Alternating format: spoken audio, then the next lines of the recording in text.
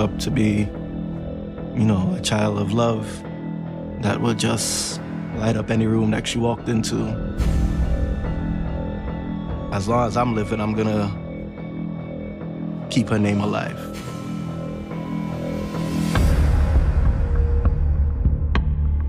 It's bad enough to where you don't even want to think about it.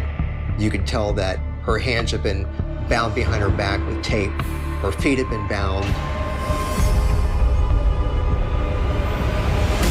Payback to me is this notion of hurt me and I'll hurt you back worse. The perpetrator really isn't thinking about the other person. They're really thinking about themselves. This was a guy who was a predator. This was a guy who could not take no for an answer. She was not returning his advances. He has to find a way to try and relieve some of that distress. And so for him, that took a pretty sinister, dark turn. On September 24th, 2021, sheriffs in Orange County, Florida, get a call from a worried mother. She says her daughter, 19-year-old college student Mia Marcano, is missing. Mia was scheduled to fly home to Fort Lauderdale to see family for the weekend. The last her family had heard from her, Mia was getting off of work and headed home to pack the rest of her things and wait for the Uber to head to the airport. Mia's plane left Orlando at 8:50 p.m., but when it landed in Fort Lauderdale, she wasn't on it. My son texted me, and he said that, Dad, we can't find Mia. And I said, what do you mean you can't find Mia? And he told me that, he's been calling her, and everybody's been calling her, and her phone is just going to voicemail. A young 19-year-old not ever far from her phone, right? It's unusual that she's not answering, so family are now frantic, wondering where is she? I sent her a text message through WhatsApp. And on WhatsApp, you can see if the message was delivered or, if it was read or anything like that. And the message that I sent was not going through. So I automatically knew that something was wrong.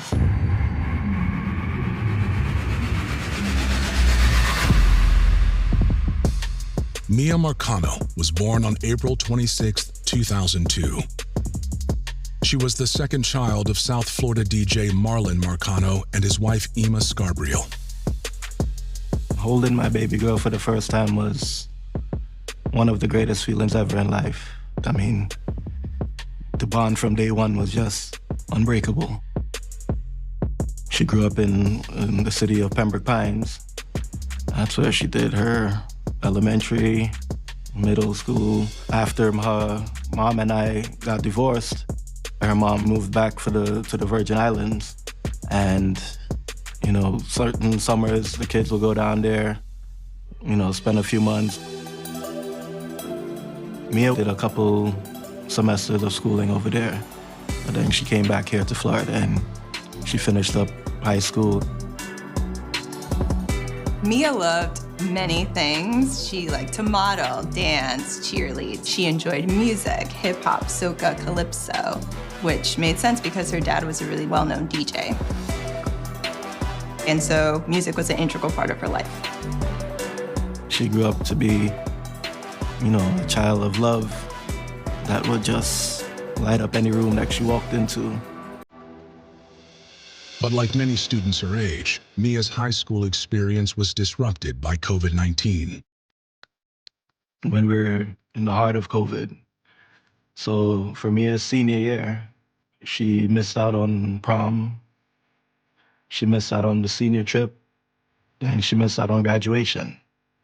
So after all that hard work, you don't even get to walk and celebrate. At the end was, it played a toll on her. Mia hoped college would be different. But the pandemic continued through her freshman year. She had an apartment and she shared it with 3 other roommates at that time. And it was a whole semester went by and she didn't even see the campus of school. Everything was done online. When the campus reopened in the fall of 2021, Mia decided to make a few changes.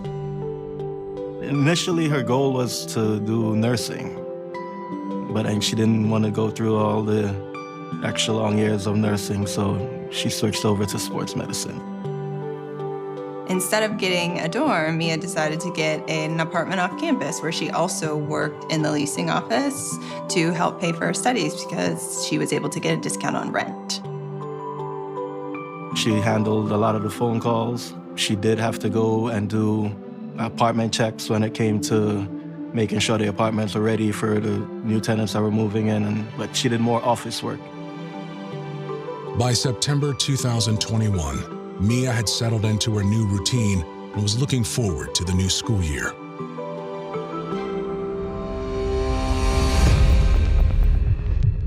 But now Mia has suddenly vanished, and her family is afraid something has happened to her.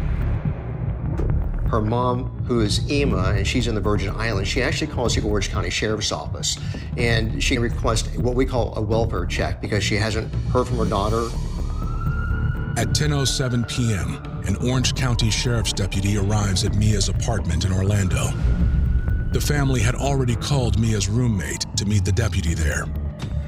Her mother, Emma, tells the deputy, please stand by because her roommate is leaving work, coming by the apartment, and she'll get you inside. The roommate shows up.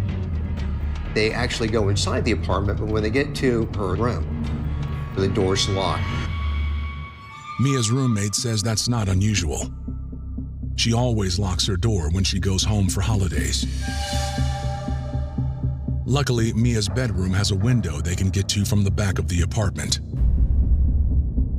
They were able to look inside the window, and the police officer said that it looked like a normal teen's room.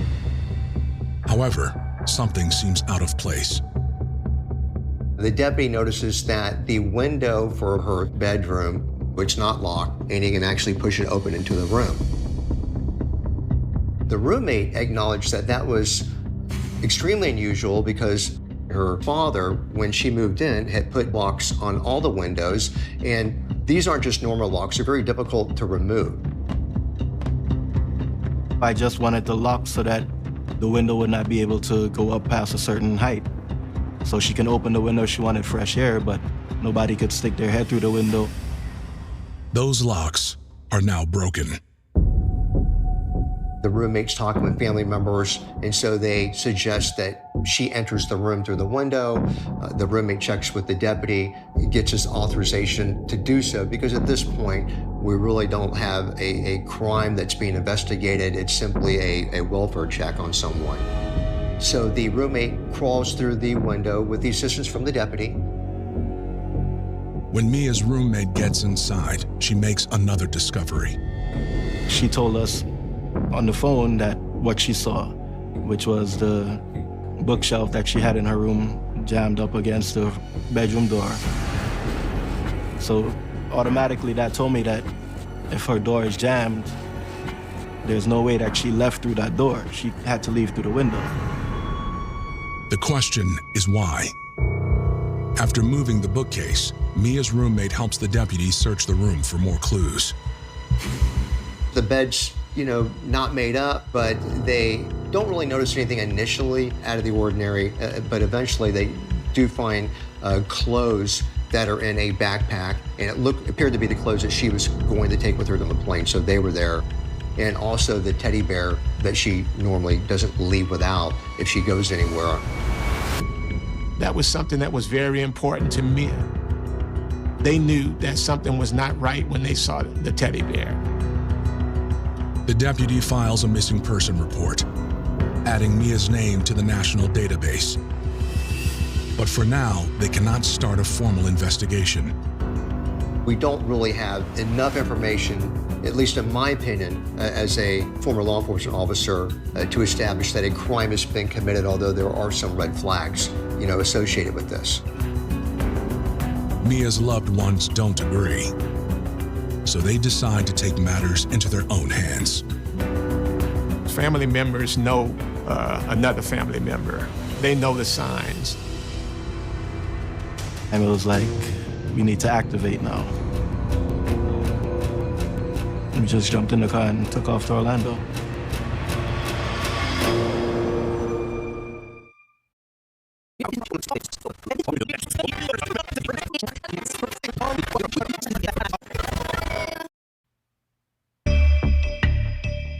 The family of missing 19-year-old Mia Marcano is worried about her disappearance. So they make a late-night drive from Fort Lauderdale to Orlando, Florida, to conduct their own investigation. We got to Orlando roughly at, I would say, 2:45, 3 a.m. in the morning. I didn't have a key to her apartment, but I was in contact with her roommates, and as soon as I got there, I called her, and she came and opened the apartment for me. We went into the apartment with gloves on because we knew not to touch anything. When they went into Mia's room to look around, they knew immediately that something was not right because Mia was an extremely neat person. It didn't matter where Mia was gone, the time of the day. When she left, her bed was always made. Her room was always neat. We noticed, her jewelry was broken on the floor. Her bed was shifted. The type of jewelry that it was very difficult to break. It was not something that would just fall on the floor and break. They knew that it must have been some type of struggle. They also saw a box cutter. That was another sign. They knew Mia did not own a box cutter. That was not hers.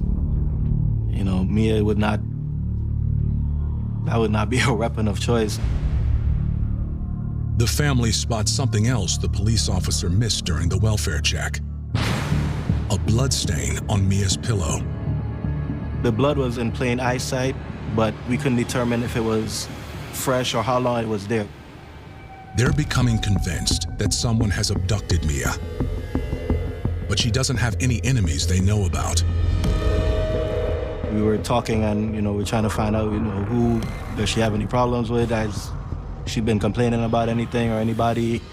And her roommate mentioned that the only person that she can think about was this guy named Armando.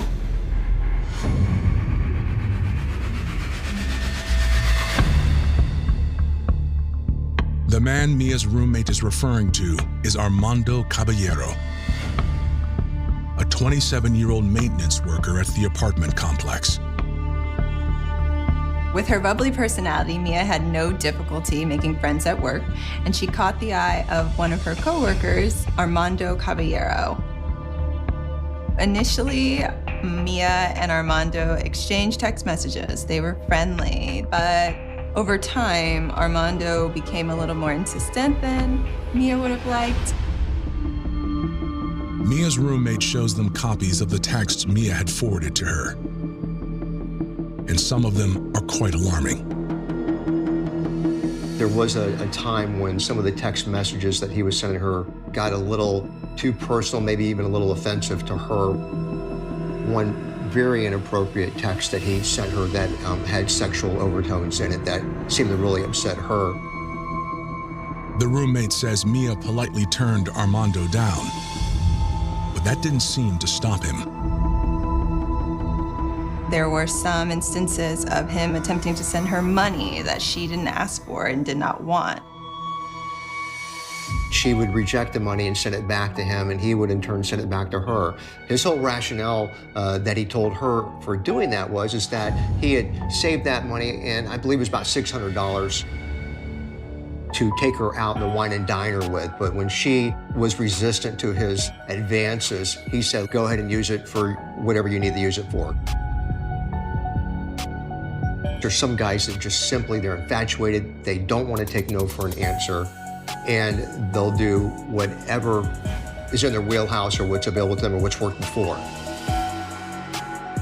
After that, Mia made it clear she wanted Armando to leave her alone.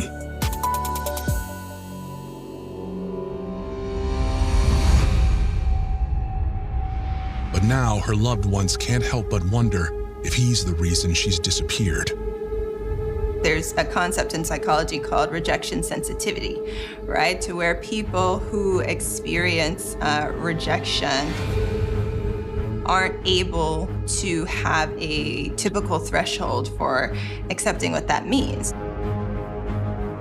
This could be the case with Armando as well, where his rejection sensitivity is really low, and so he's not able to interpret the social cues that he's getting from Mia in an appropriate way.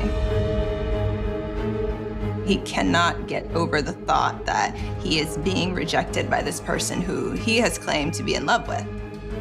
Once it got to the point where she indicated to him that she was no longer interested in his advances, and we see that he was not taking no for an answer, that is where we get to the point where something more sinister is at play.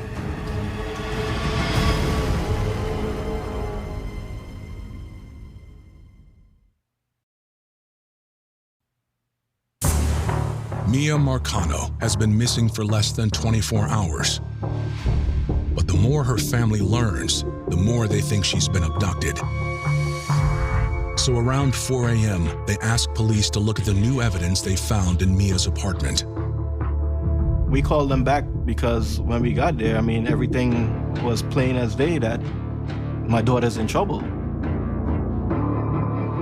We have an Orange County Sheriff's deputy there, and we have a ton of family members there, including her father. So father points out to the deputy that the bed frame has been moved. It's not sitting where the impressions are on the carpet. There's a yellow box cutter. The deputy looks at it. There does not appear to be any traces of blood on it.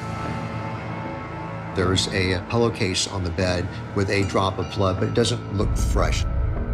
To the deputy, it seems less like evidence of foul play than of a family desperate to find answers. At this point, we really don't know what's happened to her.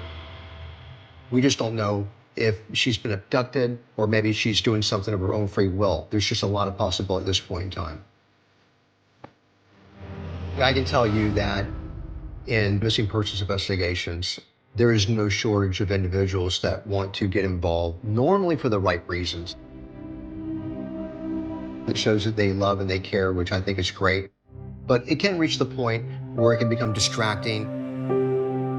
They're trying to tell me that, well, no, your daughter's not in trouble. It's a party weekend. She's probably out with her friends. And I mean, I know my daughter. If my daughter wants to go party with her friends, she doesn't have to sneak out her window. The deputy tells Mia's father he'll add the information to her case file. But there's nothing more he can do for now. Before he leaves, however, a security guard arrives to tell them about a suspicious vehicle in the parking lot. We automatically just, went outside. And I seen him sitting down in the car. He asked if we were looking for Mia. And my sister asked, well, who are you? And he said his name is Armando. It's the maintenance worker Mia's roommate told them about, Armando Caballero. But why is he lurking outside Mia's apartment in the middle of the night? Deputy asked him why he's there. Now, at this time, Armando's talking on the phone to somebody the whole time the deputy's trying to interact with him. He said he was talking to his coworker, and she told him that Mia was missing. And he was concerned, so he decided to come by and check, because he was an on-call maintenance guy that night. It seems a reasonable explanation at first, but when the family confronts him, he gets defensive. As of right now, you have sent obsessive texts to Mia. We have all seen the texts. You talked about giving her your life savings. You cash out her money, and you claim that you weren't in touch. Who told her gave her life savings? I never said that. As a matter of fact, we're going to get a police report to pull your phone records if that's the case. What you have to do? There's evidence of obsession, of something. You're fascinated with Mia. It's not only from my side, so don't try to make this. No one's saying that. It takes two. She's not here to defend herself right now. Obviously, she's missing. So we're talking to you who've been going back and forth on text. That is your family. But until we figure out what's going on, just don't beat me up. To defuse the situation, the deputy separates the parties and talks to Armando alone. Armando admits he wanted to date Mia, but says he backed off when she turned him down. How would you describe your relationship with her? It was somewhat flirtatious at first, but then honestly, it was just on some friendship. Okay. According to Armando, they were still friends. The last time he saw her was at work around 3 p.m. The whole time the deputy is talking to Armando, he's on the phone talking to somebody. So eventually, Armando puts the phone on speaker mode so that the deputy can talk to the individual. And the female ended up confirming this to the deputy while she was on speakerphone. And the female actually worked in the same office as her supervisor, actually, and they were friends as well. Despite the family's suspicions, it seems Armando might be telling the truth. After all, if he had harmed Mia, why would he come back to offer help? But before the night is over, the case takes another unexpected turn. The security guard said that when he was walking around, he heard some noises in one of the storage units. So we asked if they can see that Armando, he has access to it. Well, can he go open the unit so that we can make sure, that Mia's not in there?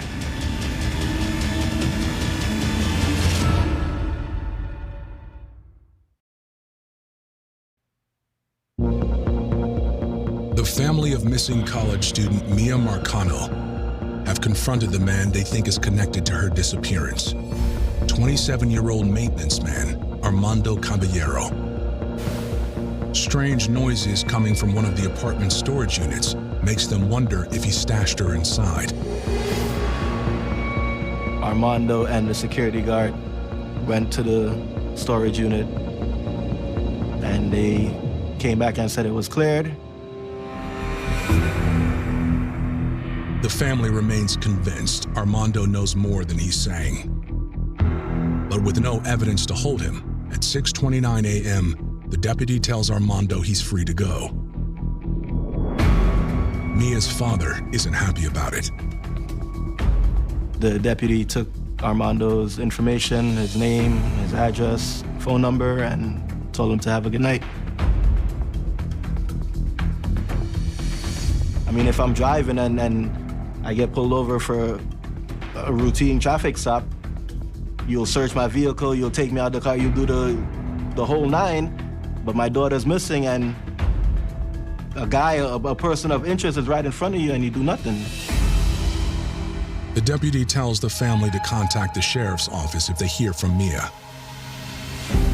But as far as her loved ones are concerned, the investigation into Armando Caballero is just getting started.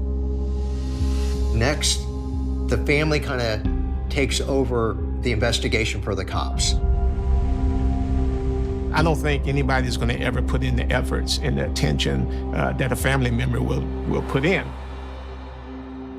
While some family members distribute flyers around town, others drive to nearby Castleberry to spy on Armando.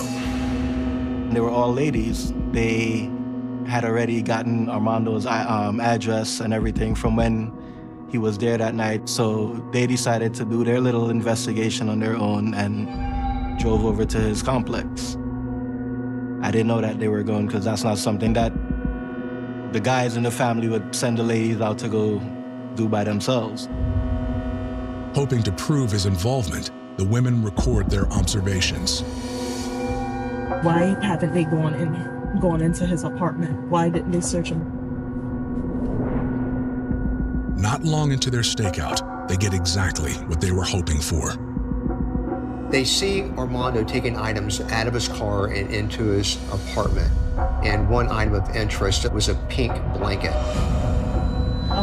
The blanket. Oh my God, that is my blanket. My mother was the one who purchased that particular blanket for Mia. They contact the police, but now all of a sudden they're no longer in the Orlando area, they're in Seminole County, and they have to call the Castleberry Police Department. Before Castleberry police can get there, however, Armando leaves. The women had called other loved ones who decide to follow him themselves. While I was on my way to his house, I saw him as he was leaving and I started to tail him. And he drove to another friend's house. And when they pulled into that friend's house, that's when we blocked them in. And we came out the car and approached them again and told them, the family was just there. We saw the blanket, everything. He told us that he didn't know what we were talking about. He was saying that he has nothing to do with Mia and he doesn't know where Mia is and, you know, why are we harassing him, is basically what he's saying. The family calls Castleberry PD. They respond. They said that they couldn't go inside because they didn't have any warrants or anything like that. But if he's allowing someone to go inside, they're willing to go inside. Armando says he has nothing to hide and surprises everyone by agreeing to let one of Mia's friends search his home instead. The friend went inside, did a search, and the blanket was gone. In my mind, I already knew that we were not gonna find the blanket there because his roommate was already at the house. He already knew that by then we were on to him.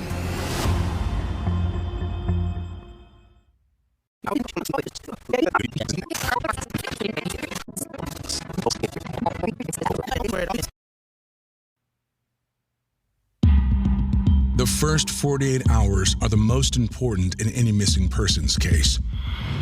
And Mia Marcano's family is determined to find her before it's too late. Unfortunately, their only suspect, Armando Caballero, is staying one step ahead of them. At that point in time, I was just looking for the answer. And if he was the person that had her, or what, I just wanted to find where Mia was. I felt like she was in danger. What they need is solid evidence to convince police to take them seriously. So they ask Mia's property manager for security camera footage from the day she disappeared. The only place that there were security cameras were primarily at the front office. There were no surveillance cameras throughout the apartment complex. Fortunately, there are other ways to track employees' movements. Everything in the apartment complex is pretty much controlled by key fobs. The key fob contains chips with unique codes, which are recorded whenever they're used. And those records give Mia's loved ones a much clearer picture of what happened the day she disappeared. When Mia gets off at 5 o'clock in the afternoon, about 5:06, she ends up entering her apartment. But the door doesn't lock, the double doesn't lock on it until about 5:12. So there's about 6 minutes of a delay before that happens.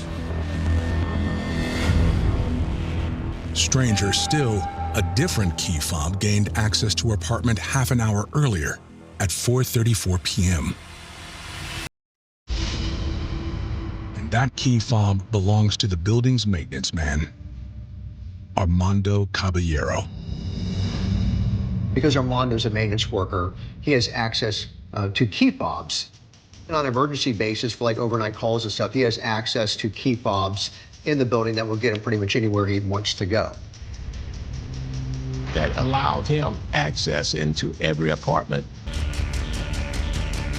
We were in disbelief to believe that a person would have unfettered access into a tenant's apartments. Within the past week, he had to fix a leak that was in her apartment, but there's no current work order. He had no business being there.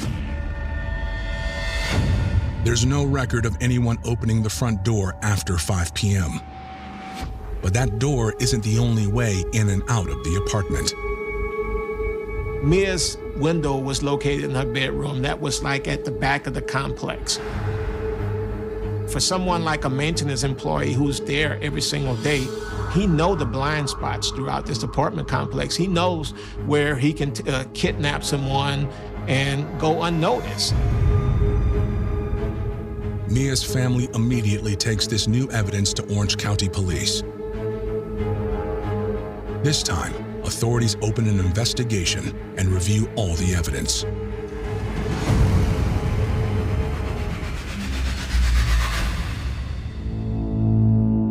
The detectives, in piecing everything together, were able to determine that Armando made it to her apartment. He called it a fake maintenance request, waited for her to come into the apartment when she got off of work, which she did. They believed that once she entered, that there was a fight and a struggle, which would explain some of the jewelry on the floor, some of it broken. the bed frame being displaced, that he bound her. The window that was open, that the lock had been taken off, that Dad had put on, faced a back area of the complex that wasn't frequented by people, so it would have been relatively easy for him to get her out of that window without people watching him do that.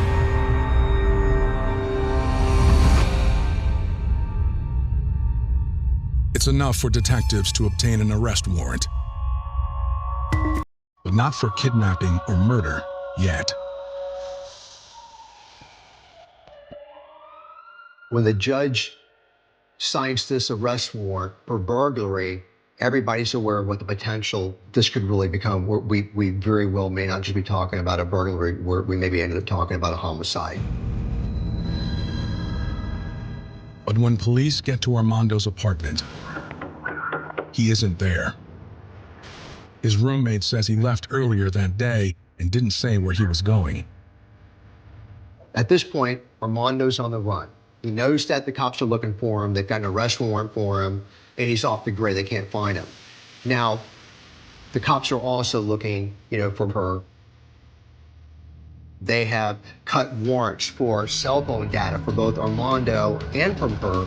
They've even gotten to the point to where they've pulled GPS data for Armando's vehicle, trying to pinpoint maybe, where he went. Orange County Police put out a statewide alert for Armando, and the search begins. Several hours later, police in nearby Seminole County respond to an emergency call at another apartment complex. They tell the cops to come out because they found a body inside. Is it Mia?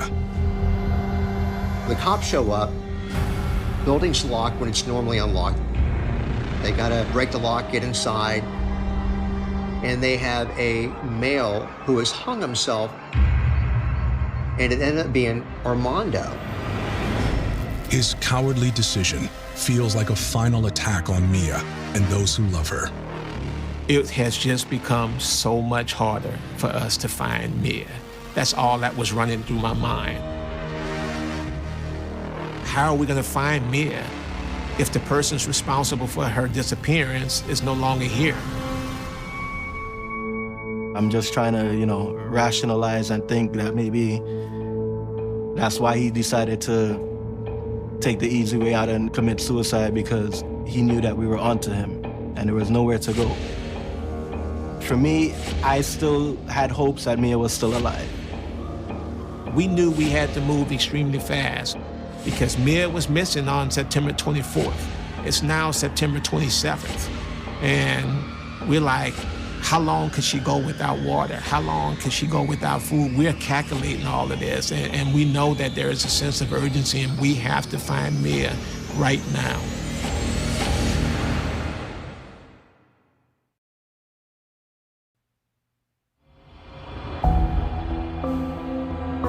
The search for Mia Marcano has been derailed after the prime suspect in her disappearance, Armando Caballero, killed himself. But Mia's loved ones aren't about to give up now. If she's still alive, she might not be for long. After it was announced that Armando Caballero had committed suicide, our search for Mia intensified, and the family's search for Mia intensified. You did not hear anyone saying, we have to return to work in 2 or 3 days. What I heard was that we are not leaving Orlando, Florida until we find Mia. It doesn't matter how long it takes. This is our home, and we're gonna all be in this until we find Mia. The family took it upon themselves to actually privately hire a canine to assist in trying to find her, because remember, we're frantically trying to find, where she is. Search and Rescue of Central Florida is a volunteer organization of canine handlers and canines. It's all about closure for us, and it's all about bringing closure for the families and certainly for law enforcement. But it's basically trying to find a needle in a haystack in many cases. By October 2nd, Mia has been missing for a week. But her family holds out hope as searches continue. Every morning I would call the detectives and try to get them to give me a briefing as to where they are in the investigation, did they find anything, any new leads.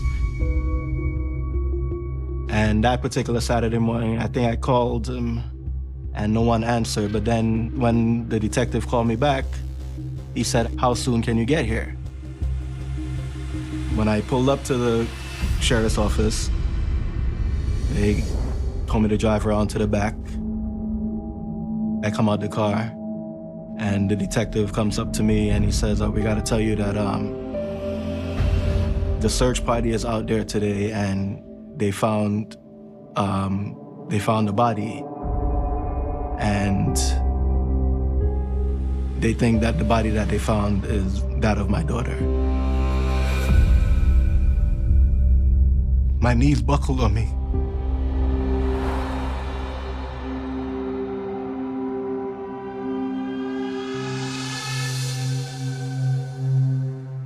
Detectives explain that earlier that morning, a search party combing the woods near an apartment complex where Armando used to work had made the heart-wrenching discovery. You could tell that her hands had been bound behind her back with tape. Her feet had been bound. The tape was very similar, if not identical, to the tape that law enforcement found that Armando had in his possession and that he had access to through his work. Some believe he killed her to pay her back for turning him down. As police dig further into Armando's background, they discover this wasn't the first time he sought revenge for being rejected. Armando Caballero had actually had an incident with another tenant at an apartment complex that he allegedly worked at. He offered this young lady out on a date. And when she refused to go out on a date with him, he threw weights through her window.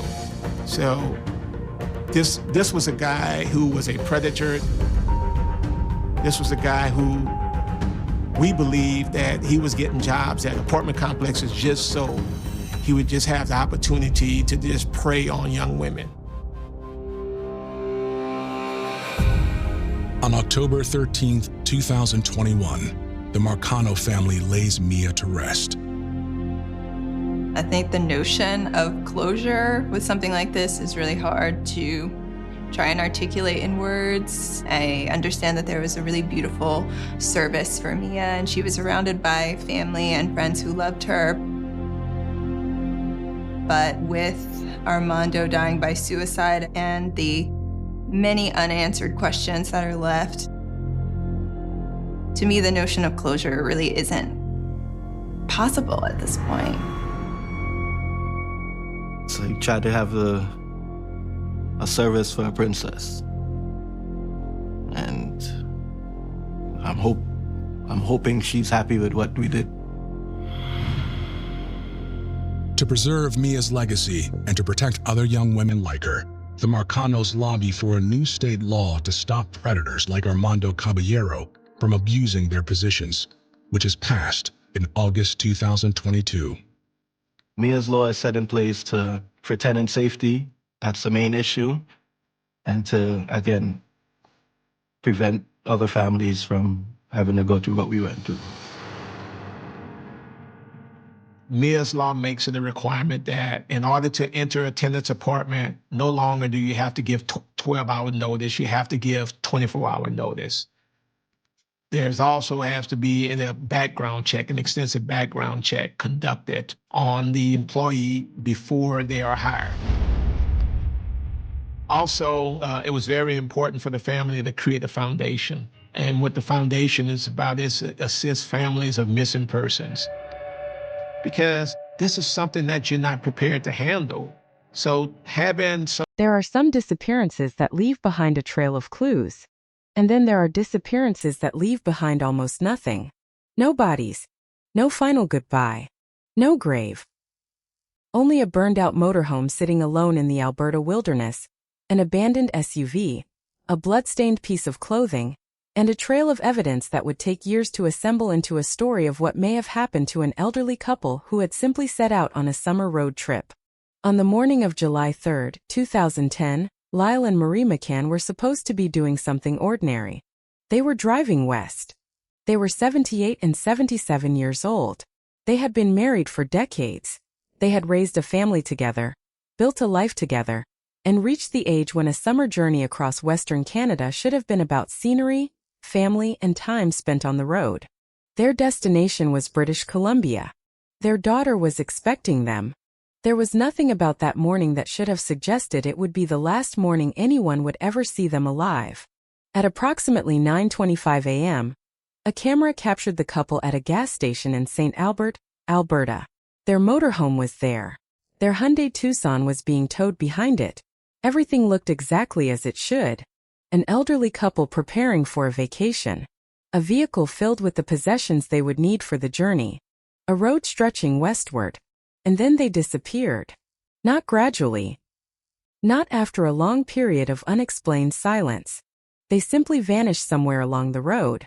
7 days later, they were supposed to meet their daughter at the airport in Abbotsford, British Columbia. They never arrived. At first, there was still room for ordinary explanations. Perhaps the trip had been delayed. Perhaps there had been a mechanical problem. Perhaps they had stopped somewhere without being able to call. Perhaps they had simply changed their plans. Families cling to explanations like these because the alternative is too terrible to contemplate. But then investigators found the motorhome.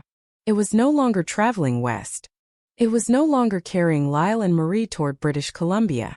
It was sitting burned and abandoned near Minnow Lake, close to Edson. The vehicle that had represented their vacation was now little more than a blackened shell. And the two people who should have been inside it were nowhere to be found. There were no bodies. No obvious explanation. No simple accident scene. And the Hyundai Tucson that had been traveling behind the motorhome was gone.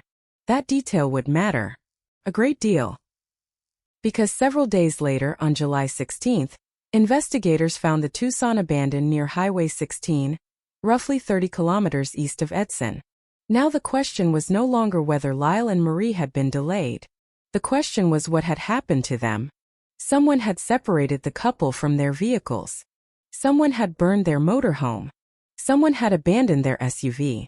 And somewhere between St. Albert and the wilderness of central Alberta, an ordinary summer vacation had become a crime scene.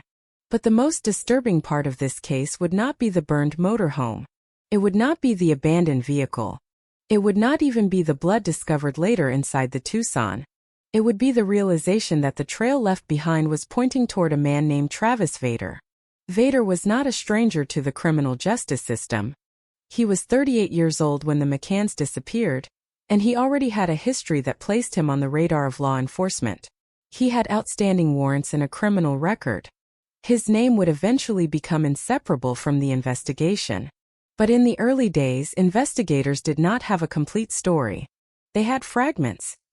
A vehicle. A burned motorhome. A missing couple. A trail of forensic evidence. A telephone. A key. A baseball cap. Blood. DNA. Fingerprints. And the name of a man who would eventually stand before a judge accused of killing two people, whose bodies could not be produced in court. That last fact would hang over the entire case. Because how do you prove a murder when there is no body? How do you reconstruct a killing when nobody saw it happen? How do you tell a jury or a judge that two people are dead when the only thing you can show them is the trail their absence left behind? For the McCann family, there was no grave to visit. There was no final photograph. There was no moment when a coffin could be lowered into the earth, and the terrible uncertainty could finally end. There was only a question that would remain open year after year. Where were Lyle and Marie? And what happened to them? The investigation would eventually lead police into places where ordinary explanations began to collapse. Search teams would comb through rural properties. Investigators would examine ponds and septic tanks. Police would look for signs of the missing couple in places where the Alberta landscape seemed almost too vast to search. There would be covert operations. Informants. Undercover officers. Interviews. forensic examinations, arguments over evidence, arguments over what police had disclosed and what they had failed to disclose. There would be a trial years after the disappearance. And there would be an extraordinary legal sequence in which Travis Vader was first found guilty of second-degree murder, only for that verdict to be legally undone and replaced with convictions for manslaughter. Through it all, one thing would never change. Lyle and Marie McCann remained missing. Their bodies were never recovered. And Travis Vader continued to deny that he killed them. That contradiction lies at the heart of this story. A court would ultimately determine that Vader was criminally responsible for the deaths of Lyle and Marie. But the precise details of their final hours would remain hidden. The location of their remains would remain hidden. And somewhere in the enormous landscape of Alberta, there was still no place where the McCann family could stand and say, "This is where they are." To understand why this case became so difficult to solve, we have to go back to the beginning. Not to the courtroom. Not to the moment Travis Vader became a suspect. Not to the burned motorhome. But to a quiet morning in St. Albert, when Lyle and Marie were still alive and their journey was still nothing more than a summer vacation. Imagine them preparing to leave. The kind of preparations that become routine after years of traveling together. Checking the vehicle. Making sure the necessary belongings are packed. Making sure the route is understood. Knowing that someone at the other end of the journey is waiting for them. There is something almost painfully ordinary about it. They were not walking into danger knowingly. They were not meeting someone they feared. They were not embarking on an adventure designed to test the limits of survival. They were simply going on vacation. At 9:25 that morning, they were still visible to the outside world. A camera captured the couple at the gas station. For investigators years later, that brief image would become more than surveillance footage. It would become a dividing line. Before that moment, Lyle and Marie belonged to the world of the living. After it, every minute became a question. Where did they go? Who did they encounter? When did they first realize something was wrong? Did they know the person who approached them? Did they have time to resist? Did they understand what was happening? And perhaps most painfully of all, did either of them realize that they would never see their family again? There is no recording of those answers. No final message from Lyle. No final message from Marie. No recovered diary entry explaining what happened. No witness who could stand in court and describe the final minutes of their lives. Instead, the investigators would have to work backward. They would begin with the aftermath and try to reconstruct the beginning. The motorhome would become a piece of the puzzle. The SUV would become another. A phone would become another. Then blood. Then DNA. Then fingerprints. Then the belongings of an elderly couple appearing in places where they should never have been. Each fragment would raise another question. Each answer would create another mystery. And at the center of it all was a couple who had simply disappeared from the road. The scale of the search would reflect the uncertainty. Central Alberta is not an easy place to search. Roads can disappear into immense stretches of forest and wilderness. Properties can be isolated. Ponds, fields, wooded areas, abandoned structures, and private land can conceal evidence for years. A person can vanish into such a landscape without leaving an obvious trail. A vehicle can be abandoned.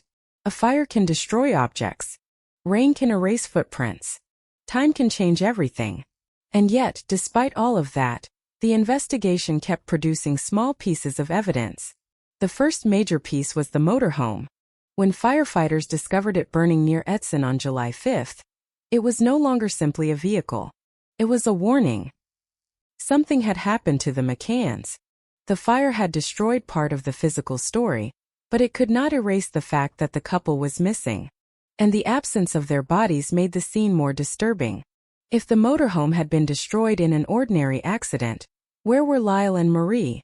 If they had escaped the fire, where had they gone?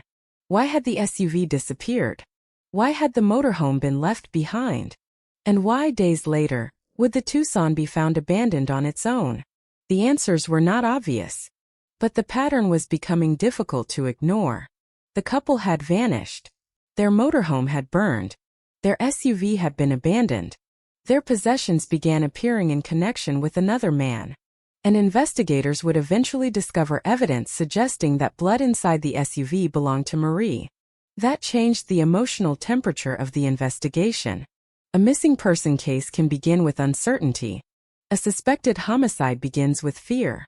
When blood belonging to a missing person is found inside an abandoned vehicle, investigators can no longer afford to think only about where that person might have gone. They have to ask what someone may have done to them. And in this case, the blood was only one part of what investigators would find. There was Lyle's baseball cap, a bullet hole, blood associated with Lyle, DNA evidence connected to Vader, a fingerprint on a beer can, the McCann's phone, a key associated with their SUV, and testimony about property that allegedly belonged to them. Individually, each piece could be challenged. A fingerprint does not tell you exactly when it was left. DNA can establish contact without necessarily explaining the circumstances of that contact. A phone can move without its owner. A key can change hands. A witness can be mistaken. A piece of property can be misidentified. But criminal investigations are rarely built around one isolated fact. They are built around patterns. And the patterns surrounding Travis Vader became increasingly difficult for investigators to ignore. Yet this was not a simple case. The prosecution would eventually have to prove much more than Vader had crossed paths with the McCanns. They would have to prove that the couple had died. They would have to prove that their deaths were criminal. And they would have to prove beyond a reasonable doubt that Vader was responsible. Without bodies, without a murder weapon, and without an eyewitness to the killings, that burden would be enormous. Every piece of evidence would have to carry weight. Every witness would have to withstand scrutiny. Every gap in the timeline could become an opportunity for the defense. And every mistake made by investigators could become a courtroom issue. That is exactly what happened. The case would become not only a search for two missing people, but also a battle over evidence, procedure, police conduct, and the limits of what a court can conclude when the dead cannot speak for themselves. But before the lawyers began arguing over evidence, before the undercover operation, before the appeals and legal reversals, there were two people at the center of this story: Lyle and Marie. For their family, they were never a case file. They were parents. They were grandparents. They were husband and wife. They had shared decades of ordinary days, family celebrations, disappointments, routines, arguments, laughter, and quiet mornings. And then, one morning in July, they drove away on a road trip. They were expected to return. They never did. The world would eventually know their names because of what happened to them. But their lives existed long before the headlines. And if we are going to tell this story honestly, we have to remember that the mystery did not begin with a burned motorhome. It began with two people who had somewhere to go. Someone waiting for them. A destination. A plan. A future measured in ordinary things. And then, somewhere along that journey, the plan stopped. The road continued. The vehicles remained. But Lyle and Marie were gone. More than a decade later, the central question still has no physical answer. There is no place where their remains can be found. There is no grave bearing their names. There is no final scene that can be reconstructed with absolute certainty. Only a chain of evidence. Only a conviction. Only a landscape that has kept its secret. And the haunting possibility that the most important piece of evidence in the entire case may still be somewhere out there. Buried beneath soil, hidden beneath water, lost in the wilderness, or destroyed by time. The story of Lyle and Marie McCann is therefore not simply the story of a murder investigation. It is the story of absence. It is the story of how investigators tried to prove a death without a body. It is the story of how a summer road trip became one of Canada's most haunting missing person cases. And it is the story of a family forced to live with the cruelest kind of uncertainty, knowing that the people they loved are gone, while never being given the final place where they can say goodbye. On July 3, 2010, Lyle and Marie McCann were seen at a gas station in St. Albert. Their motorhome was intact. Their SUV was behind them. They were heading west. Less than 2 days later, their motorhome would be burning near Edson.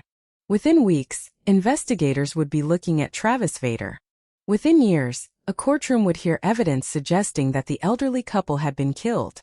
And years after that, a judge would ultimately find Vader criminally responsible for their deaths. But the road between those 2 points is where the mystery lives. Because somewhere between the last ordinary photograph of Lyle and Marie and the moment their motorhome became a smoking shell, something happened. Something violent enough to erase a vacation. Something terrible enough to separate two people from the world they knew. And whatever happened in those missing hours has never been fully recovered. So we begin where they began. A summer morning. A motorhome. A long road west. And two people who believed they were going on vacation. They did not know that the journey ahead would be their last. And they certainly could not have known that, more than a decade later, their family would still be waiting for the one thing the investigation never found. Their remains. Their final resting place. And the truth about what happened after they disappeared. There is a particular kind of fear that comes from seeing a place that should be full of life become completely empty. A road where vehicles pass every few minutes. A campground where families arrive with coolers, folding chairs, and maps. A gas station where travelers stop for coffee, fuel, and directions before continuing toward their destination. These places are ordinary. That is what makes what happened to Lyle and Marie McCann so unsettling. Because their story did not begin in darkness. It began in daylight. It began with a vacation. It began with two elderly people preparing to travel west through Alberta toward British Columbia, where they were expected by family. There was no obvious warning that morning. No dramatica enfrentación. No desperate phone call. No stranger following them through the streets. No one watching them would have known that the image of the couple at a St. Albert gas station would eventually become one of the final confirmed moments of their lives. At approximately 9:25 a.m. on July 3, 2010, Lyle McCann and his wife Marie were captured on camera. For a few seconds their lives existed inside a frame. Lyle was 78. Marie was 77.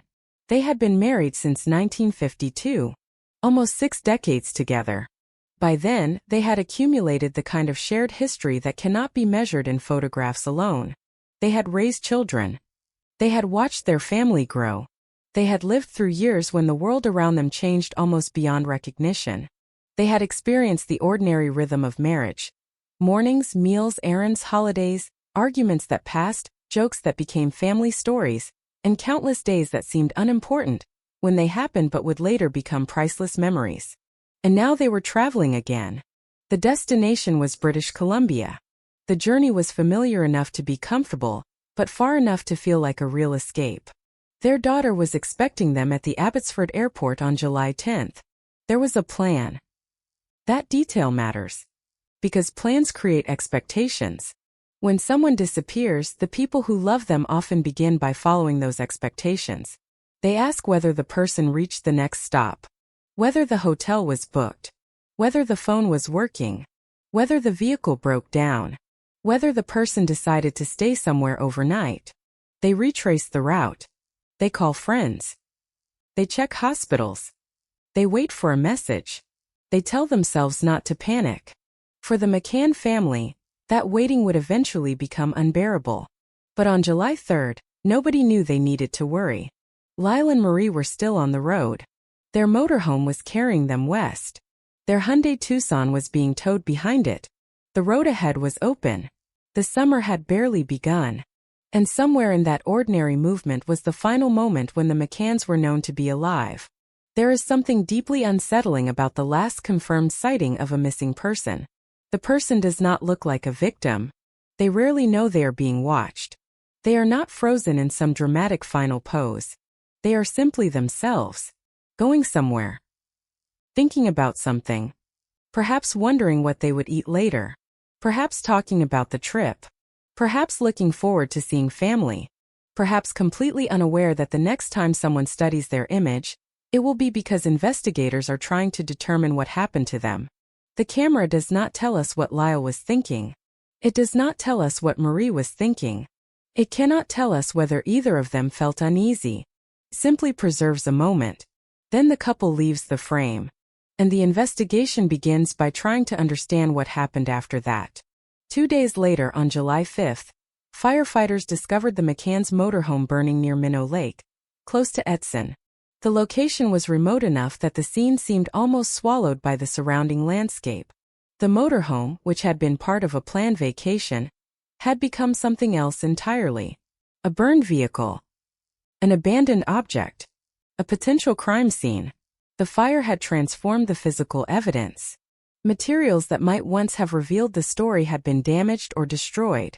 The interior was no longer simply the interior of a family vehicle. It had become a question. Why was it here? Why was it burning? Where were the McCanns? And where was the Hyundai? There was an immediate problem for investigators. If Lyle and Marie had been inside when the fire began, where were their remains? If they had escaped, where had they gone? If they had been taken somewhere else, who had taken them? And if this was not an accident, why had someone gone to the trouble of burning the motorhome? Every answer seemed to create another question. The absence of the couple was now impossible to ignore. But their family still did not have the final answer. On July 10th, the day Lyle and Marie were supposed to meet their daughter in Abbotsford, they did not arrive. That was when the gap between expectation and reality became undeniable. They were not simply late. They were missing. Their family reported them missing. The RCMP began searching. And the story changed. A vacation had become a missing person investigation. The first searches were not conducted with the certainty that everyone was already dead. Investigators still had to consider possibilities. Maybe the couple had suffered a medical emergency. Maybe their vehicle had broken down. Maybe they had been forced to stop somewhere. Maybe they had changed their route. Maybe they had become victims of some unknown accident.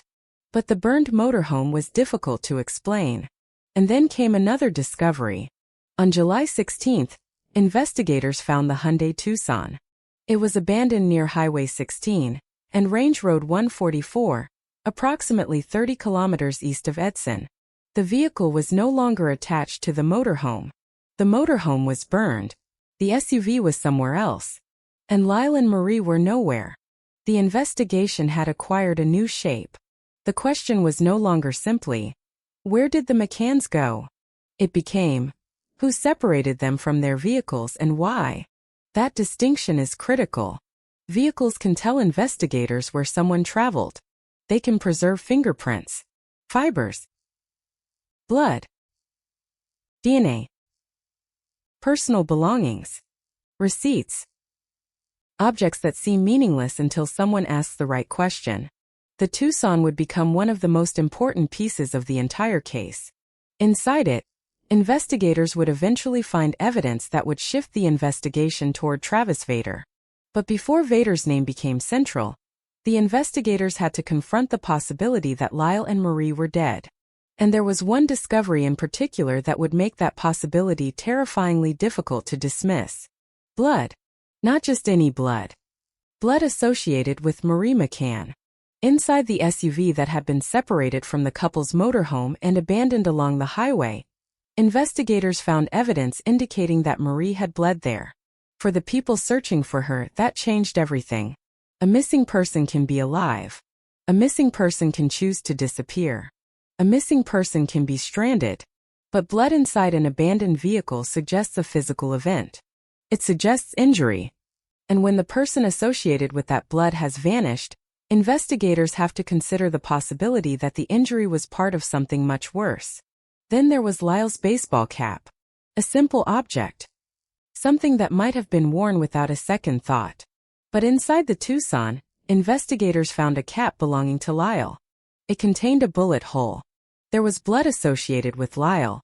And there was DNA evidence that investigators said connected Travis Vader to the cap, although the DNA finding on the hat was not as strong as some of the other forensic evidence in the case.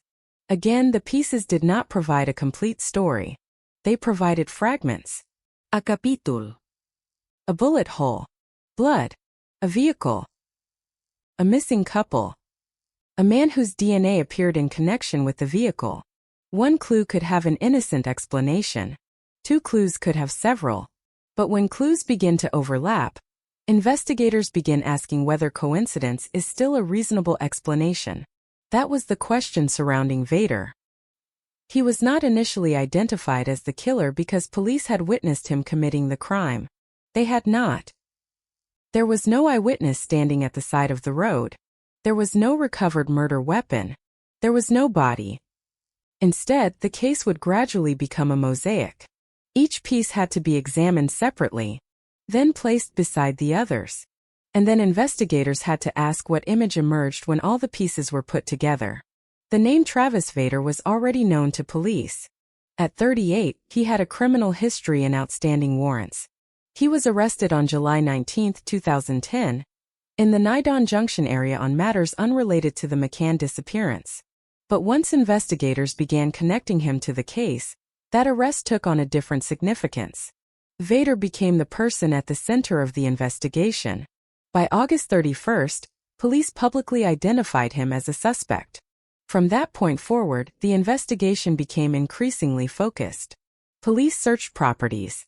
They examined rural locations. They looked for the missing couple in places where water, soil, vegetation, and isolation could hide evidence. Searches included areas near Nojak. Investigators examined ponds. They examined septic systems. Search teams went into places where a body could potentially be concealed. But the landscape gave them nothing definitive. No discovery would provide the simple certainty that investigators needed. No remains would be recovered. No grave would reveal the final location. That absence would eventually become one of the defining features of the case. But there were other clues. The Tucson contained a fingerprint belonging to Vader on a beer can. Investigators found DNA associated with him. They found evidence that suggested he had been inside or in contact with the vehicle. And the phone belonging to the McCanns created another thread. According to the prosecution, the phone continued to be used after the couple disappeared. Some of the activity involved messages to Amber Williams, a former girlfriend of Vader. The implication was powerful. A phone belonging to an elderly couple who had vanished was apparently being used in connection with people connected to Vader. But even that evidence had a weakness. A phone is not a person. A phone can be carried by someone else. A message can be sent by someone holding the device. A location associated with a phone does not automatically identify the person physically holding it. The defense would repeatedly return to this distinction. Evidence can establish contact. Evidence can establish movement. Evidence can establish that something happened. But evidence does not always establish who did what. That would become one of the central battles of the eventual trial. Then investigators found another strange link. A key associated with the McCann's Hyundai was eventually found inside a stolen truck that was later burned. A witness said Vader had been driving that truck. Once again, the evidence seemed to point toward him. Once again, the evidence could be challenged. The prosecution saw a chain. The defense saw gaps. The prosecution saw connections. The defense saw assumptions. And between those two interpretations stood the question of reasonable doubt. But perhaps the most human object in the entire investigation was not the vehicle, the phone, or the key. It was a ring. Investigators heard evidence that Vader had allegedly given a ruby ring to another man, and that the ring was believed to have belonged to Marie. According to information presented during the proceedings, the man said Vader had taken the ring from the motorhome and possessed other belongings associated with the McCanns. If true, it would suggest something chilling. Not only had the couple's vehicles been separated and abandoned, not only had blood and DNA been found, their personal possessions might also have been moving through the hands of other people. Objects that had once belonged to an elderly couple on vacation were now potentially evidence. But again, investigators were dealing with testimony. And testimony can be questioned. Memory changes. People misunderstand. People lie. People protect themselves. People exaggerate. And in a case without a body, every uncertainty becomes magnified. The investigators needed more. They needed something that could explain the missing hours. Something that could connect Vader not merely to the McCann's property, but to the events that had caused Lyle and Marie to disappear. That search eventually led to an extraordinary police operation, Project Contrail. The RCMP created an undercover operation designed to bring Vader into contact with officers posing as members of a criminal organization. The goal was simple in theory. Get close. Gain his trust. Make him talk. Try to discover what he knew. Try to discover what he had done. But operations like this do not unfold cleanly. They involve manipulation, false identities, staged encounters, People being placed into situations without knowing the full truth. Even Vader's sister, Bobby Jo, became entangled in the operation. According to court materials, she initially rejected the idea that her brother was involved. Later, she told investigators things that appeared to support the theory that he was connected to the disappearance. She reportedly described seeing a gun wrapped in a blanket. But the undercover operation itself would later become part of the legal battle. Because while investigators were trying to build a case against Vader, there were problems with how information was being handled. Information from undercover activity and from a paid informant was not fully disclosed to the prosecution when it should have been. That failure would have consequences. The McCann case would eventually become a courtroom battle, not only over whether Vader killed Lyle and Marie, but also over whether the police and prosecution had properly handled evidence. And that is where this story becomes more complicated than a simple tale of a suspect, a missing couple, and a trail of forensic clues. Because justice is not simply about finding the person investigators believe is responsible. It is about proving guilt within a legal system. That system demands evidence. It demands disclosure. It demands that the accused have a fair opportunity to challenge the case against them. And it demands proof beyond a reasonable doubt. The prosecution would eventually argue that the evidence formed a coherent story. The defense would argue that the same evidence could be interpreted differently. The truth, meanwhile, remained physically inaccessible. The bodies were still missing. The final location of Lyle and Marie remained unknown. And as the years passed, the silence surrounding them became almost as important as the evidence investigators had recovered. By 2011, a court formally declared that Lyle and Marie were dead. But declaring someone dead is not the same thing as finding their remains. For their family, the distinction would be brutal. There would be no funeral based on recovered bodies. No final examination that could establish exactly how they died. No forensic reconstruction based on their remains. No grave. Only the knowledge that they had disappeared, and that the circumstances surrounding their disappearance pointed toward violence. And eventually there would be a trial. When that trial began in March 2016, almost 6 years had passed since Lyle and Marie had driven west from St. Albert. 6 years. 6 years of investigation. 6 years of searching. 6 years of questions. By then, Travis Vader was no longer simply a suspect. He was the accused. And the courtroom had to confront a question that had haunted investigators from the beginning. Could a man be convicted of killing 2 people when their bodies had never been found? The prosecution said yes. The defense argued that the evidence was not enough. And the judge would have to decide whether the collection of fragments surrounding Vader formed something strong enough to meet the highest standard of criminal proof. There would be no dramatic moment when the victim's remains were carried into court. There would be no murder weapon placed on a table. There would be no eyewitness pointing at Vader and saying, "I saw him do it." Instead, the case would be built from what remained. The blood. The DNA. The fingerprints. The vehicles. The phone. The key. The personal property. The witnesses. The movements. The police investigation. The gaps. And the contradictions. Every detail would matter. Because when there is no body, the evidence has to speak for the dead. And the dead cannot correct anyone. They cannot confirm where they were. They cannot say who approached them. They cannot explain what happened inside the SUV. They cannot tell investigators whether they recognized their attacker. They cannot tell their family where they were taken. That silence is what makes the McCann case so haunting. The last confirmed image of Lyle and Marie is not a scene of violence. It is a scene of normal life. They are simply there. Alive. Traveling. Moving toward a future they expected to reach. Then the image ends. The motorhome appears later burned. The SUV appears later abandoned. Blood appears. Evidence appears. A suspect appears. But Lyle and Marie never do. And that is the cruelest mystery of all. The investigation could eventually put a name to a conviction. Could produce a sentence. Could survive appeals.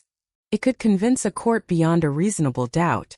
But it could not give the McCann family the one thing they wanted most. A place to find them. A place to mourn them.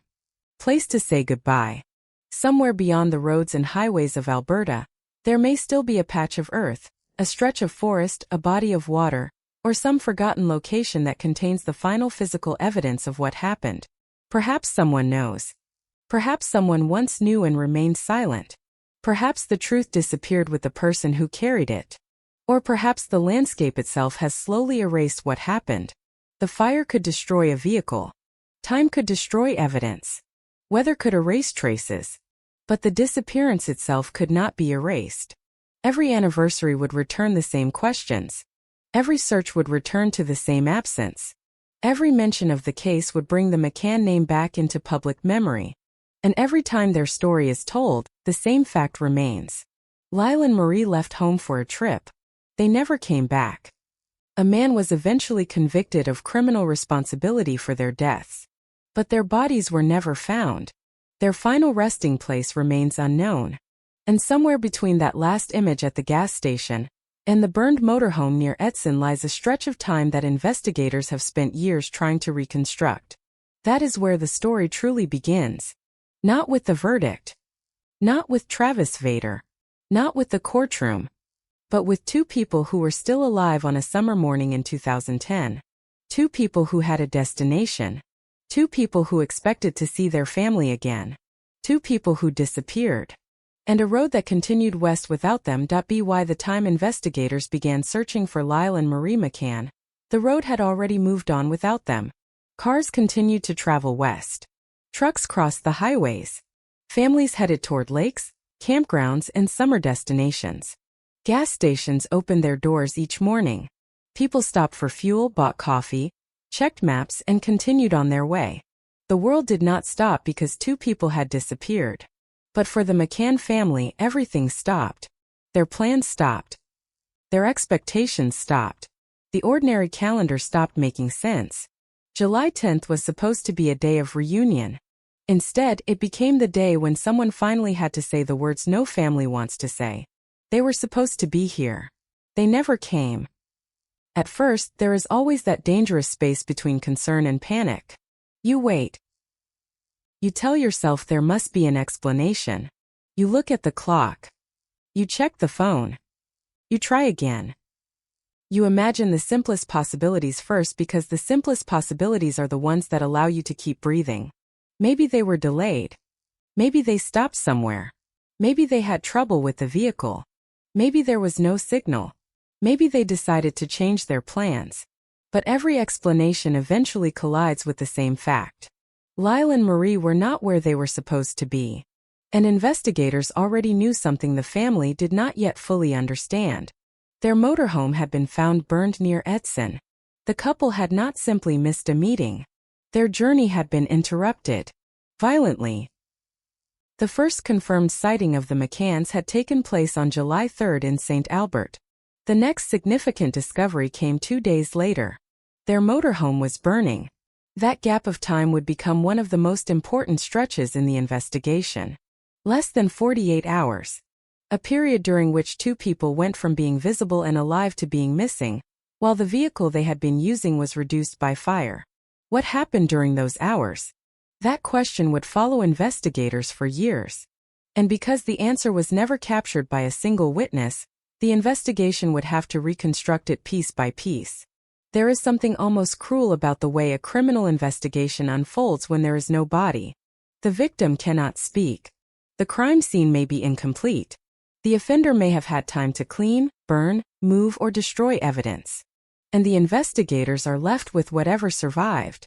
A fingerprint. A drop of blood. Piece of clothing. A vehicle. A phone. A key.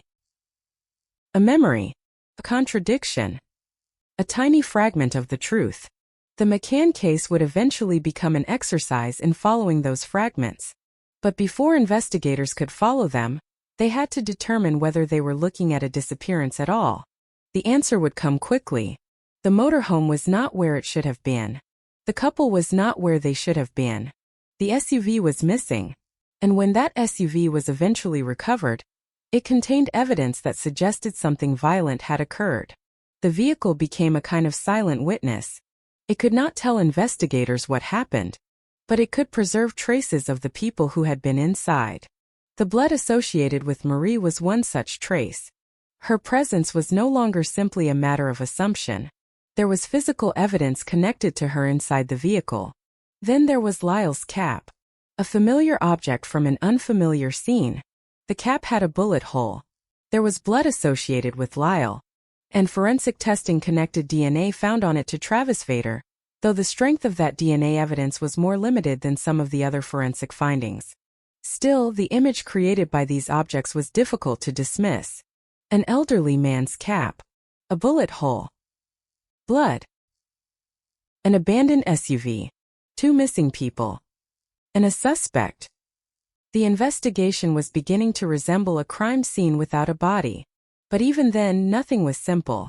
The presence of blood does not automatically reveal how the injury occurred.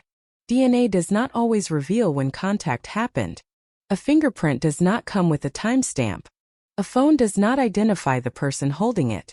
A key can pass from one hand to another. A witness can remember something incorrectly. Every clue had to be interpreted. And interpretation was where the case would become a battlefield. For investigators, the clues were beginning to point in one direction. Toward Travis Vader. For the defense, those same clues contained gaps. The question was whether those gaps were large enough to create reasonable doubt. That distinction would ultimately determine the fate of the case. But in the early stages, there was no courtroom. There was only the search. Searchers went into the Alberta landscape looking for 2 people who might be anywhere. The environment itself became an adversary. Rural Alberta is vast. A person can disappear into a wooded area and leave almost nothing visible from a road. Water can conceal objects. Soil can conceal remains. An abandoned property can contain places that are rarely disturbed. And the farther investigators moved from the urban environment, the more difficult the search became. They searched properties. They examined ponds. They checked septic systems. They followed information that sometimes led nowhere. Each search carried the possibility of ending the uncertainty. Each search also carried the possibility of finding nothing. And again, the second outcome prevailed.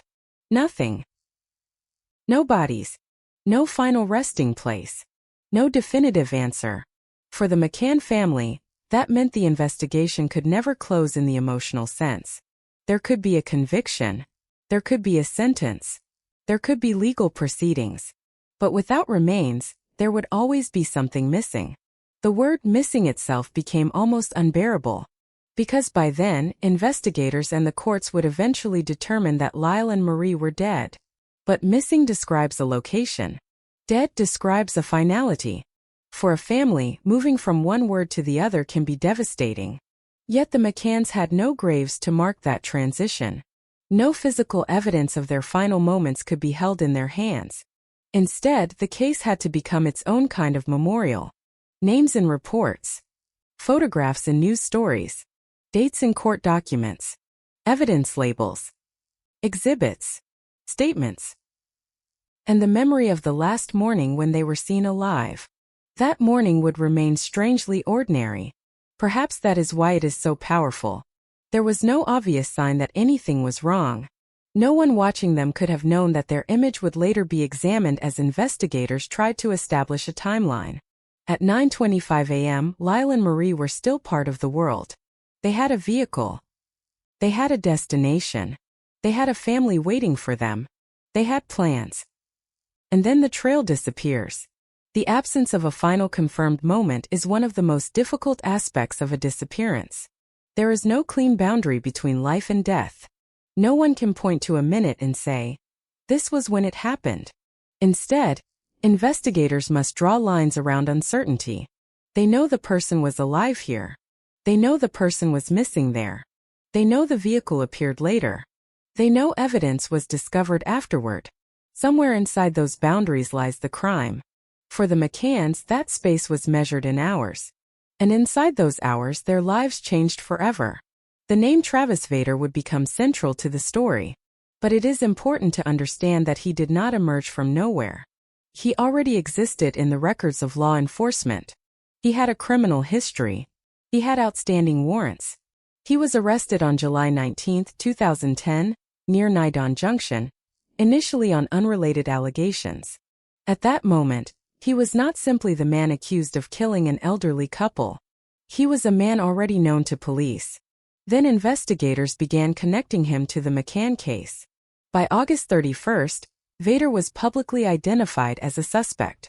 From that point forward, the investigation would become increasingly focused on him, and the evidence would become increasingly specific. His DNA, his fingerprint, the McCann's vehicle, the McCann's phone, a key associated with their SUV, property allegedly belonging to them, the testimony of people who said they had encountered Vader around the time of the disappearance. Each piece added another layer. But the prosecution would eventually have to do something extremely difficult. They would have to turn a collection of circumstances into a coherent narrative. Not simply that Vader had touched the SUV. Not simply that he had possessed an object. Not simply that his DNA was present. They had to establish that these facts belonged to one larger event. The killing of Lyle and Marie. That would be the central challenge. Because the prosecution could not bring the victims into the courtroom. They could not show the judge where the bodies were found. They could not reconstruct the exact physical injuries from remains. They could not present a murder weapon. They could not call an eyewitness to describe the attack. Instead, they had to ask the court to look at the evidence as a whole. The defense would ask the court to look at each piece separately. That difference in perspective would shape the entire trial. Imagine the evidence laid out across a table. A beer can. A key. A baseball cap. A phone. Photographs of a burned motorhome. Photographs of an abandoned SUV. Forensic reports. Statements. Records of movements. The evidence looks fragmented. Disconnected. Almost ordinary. A beer can is just a beer can. Key is just a key. Phone is just a phone. A baseball cap is just a baseball cap. Until the investigators place them beside the names of two missing people. Then they become something else. The beer can carries a fingerprint. The key belongs to a missing couple. The cap belongs to an elderly man who disappeared. The phone belongs to the same couple. The SUV contains blood. And the DNA points toward a suspect. That is how circumstantial cases are built. Not through one spectacular piece of evidence. Through accumulation. One connection. Then another. Then another. But accumulation has a danger. When people know the conclusion they are looking for, they can begin to see every new fact as confirmation. That is why courts demand more than suspicion.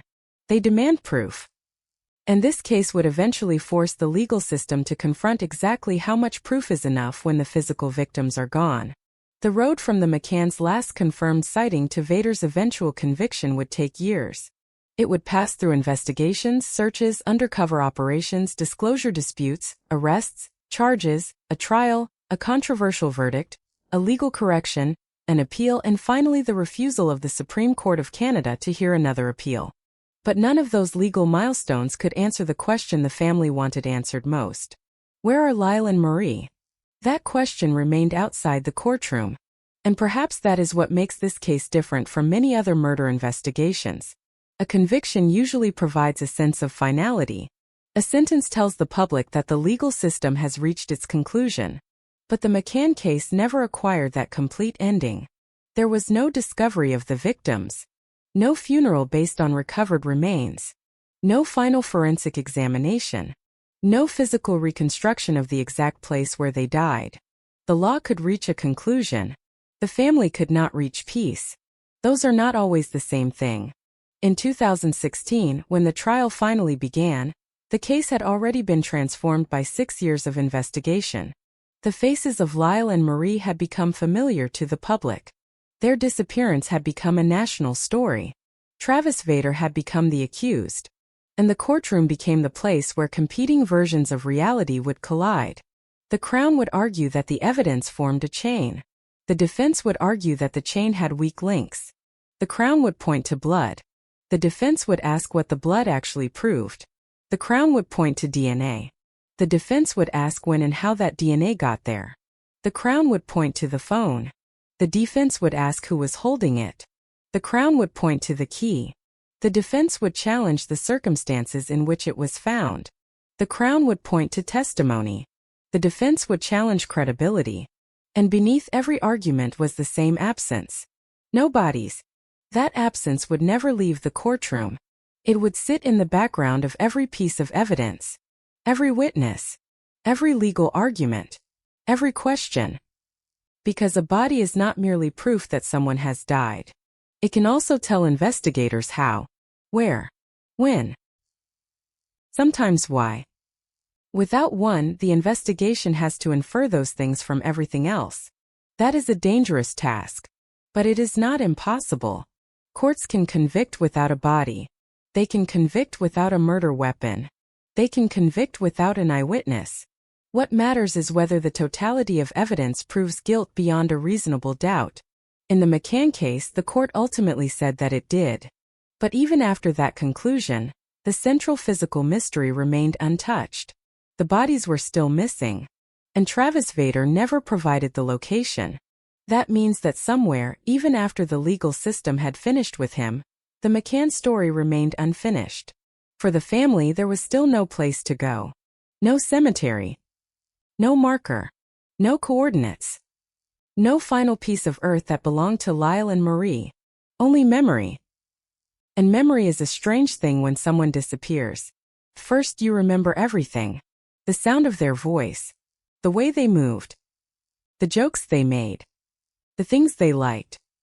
The places they used to sit. Then time begins to alter memory. A voice becomes harder to hear in your mind. A face becomes associated with old photographs. The exact details of a gesture disappear. But one memory would remain fixed for the McCann family. They were supposed to arrive. They never did. The family waited for people who were no longer coming. The investigators searched for people who could no longer be found. The courts eventually judged a man responsible for deaths that could not be physically demonstrated in the traditional way. And still, the landscape held its secret. That is the vanishing point of this story. Not the moment when the police arrested Vader. Not the moment when the judge delivered a verdict. The vanishing point is earlier. It is the moment when Lyle and Marie passed out of view. 1 minute they were traveling west. Then there was only the road. A burned motorhome. An abandoned SUV. And silence. The deeper we go into this case, the more that silence begins to matter. Because the most important people in the story never got to tell it. They could not explain what happened. They could not identify who was responsible. They could not correct mistakes. They could not tell investigators where they were taken. They could not tell their children where to find them. Their story had to be reconstructed by strangers from what remained behind. And what remained behind was terrifyingly incomplete. A fire. A vehicle. Blood. A bullet hole. DNA. A fingerprint. A phone. A key. A ring. A suspect. Years of investigation. And eventually a conviction. But no bodies. No final resting place. No definitive answer to the question of what happened in the hours after that last confirmed sighting. On July 3, 2010, Lyle and Marie McCann left St. Albert. They were headed west. They expected to reach British Columbia. They expected to see their family. They expected another ordinary chapter in a long life together. Instead, they entered one of the darkest mysteries in Canadian criminal history. And the road ahead would not lead them home. It would lead to a burned motorhome, a missing SUV, a criminal investigation, a courtroom, prison sentence, and a question that still refuses to disappear. Where are Lyle and Marie McCann? Until that question is answered, this story can never truly have an ending. Before the name Travis Vader entered the investigation, before the burned motorhome became a symbol of one of Alberta's most haunting disappearances, there was a place called St. Albert. It was here, just north of Edmonton, that Lyle and Marie McCann had built the life that would later be reduced to photographs, police reports, and unanswered questions. St. Albert was not the kind of place people associate with a violent mystery. It was a community of ordinary rhythms. People went to work in the morning. Families drove children to school. Neighbors recognized one another at the grocery store.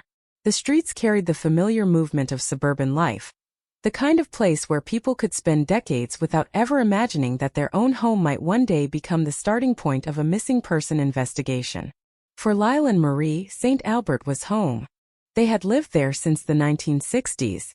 By the summer of 2010, they were no longer young, but age had not made them fragile in the way a stranger might have imagined. Lyle was 78. Marie was 77. They had been married since 1952. Almost 60 years of marriage had given them something that photographs cannot fully capture: a shared rhythm. They knew each other's habits. They knew how the other person liked things done. They knew when the other was tired, when something was wrong, and when silence simply meant there was nothing that needed to be said. Family members described them as deeply devoted to each other. They were often together. They were rarely seen as two separate people. They were Lyle and Marie. Pair. A unit. And that was important because the trip they were preparing to take was not unusual for them. They had traveled before. They knew what it meant to spend days on the road. They knew how to live temporarily out of a recreational vehicle, how to plan stops, how to make a long drive feel less like a journey and more like a familiar routine. Lyle, in particular, knew the roads.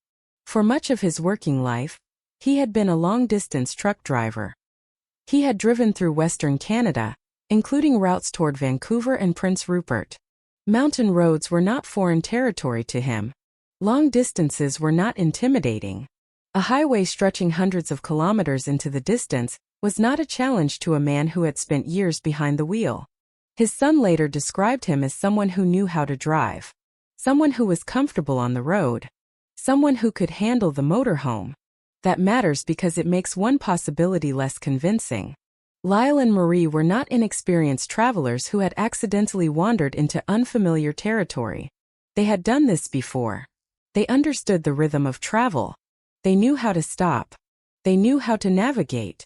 They knew how to take care of themselves. And in the years before their disappearance, they had taken RV trips that lasted for months. They had traveled into the United States. They had stayed at campgrounds. They had settled into temporary places and made them feel almost like home. There is a photograph from one of those earlier journeys that says more about them than a formal biography ever could. The McCanns had stayed at a campground in Colorado for about a month. Their motorhome was parked there. And in the windshield were plants and flowers. Small signs of domesticity.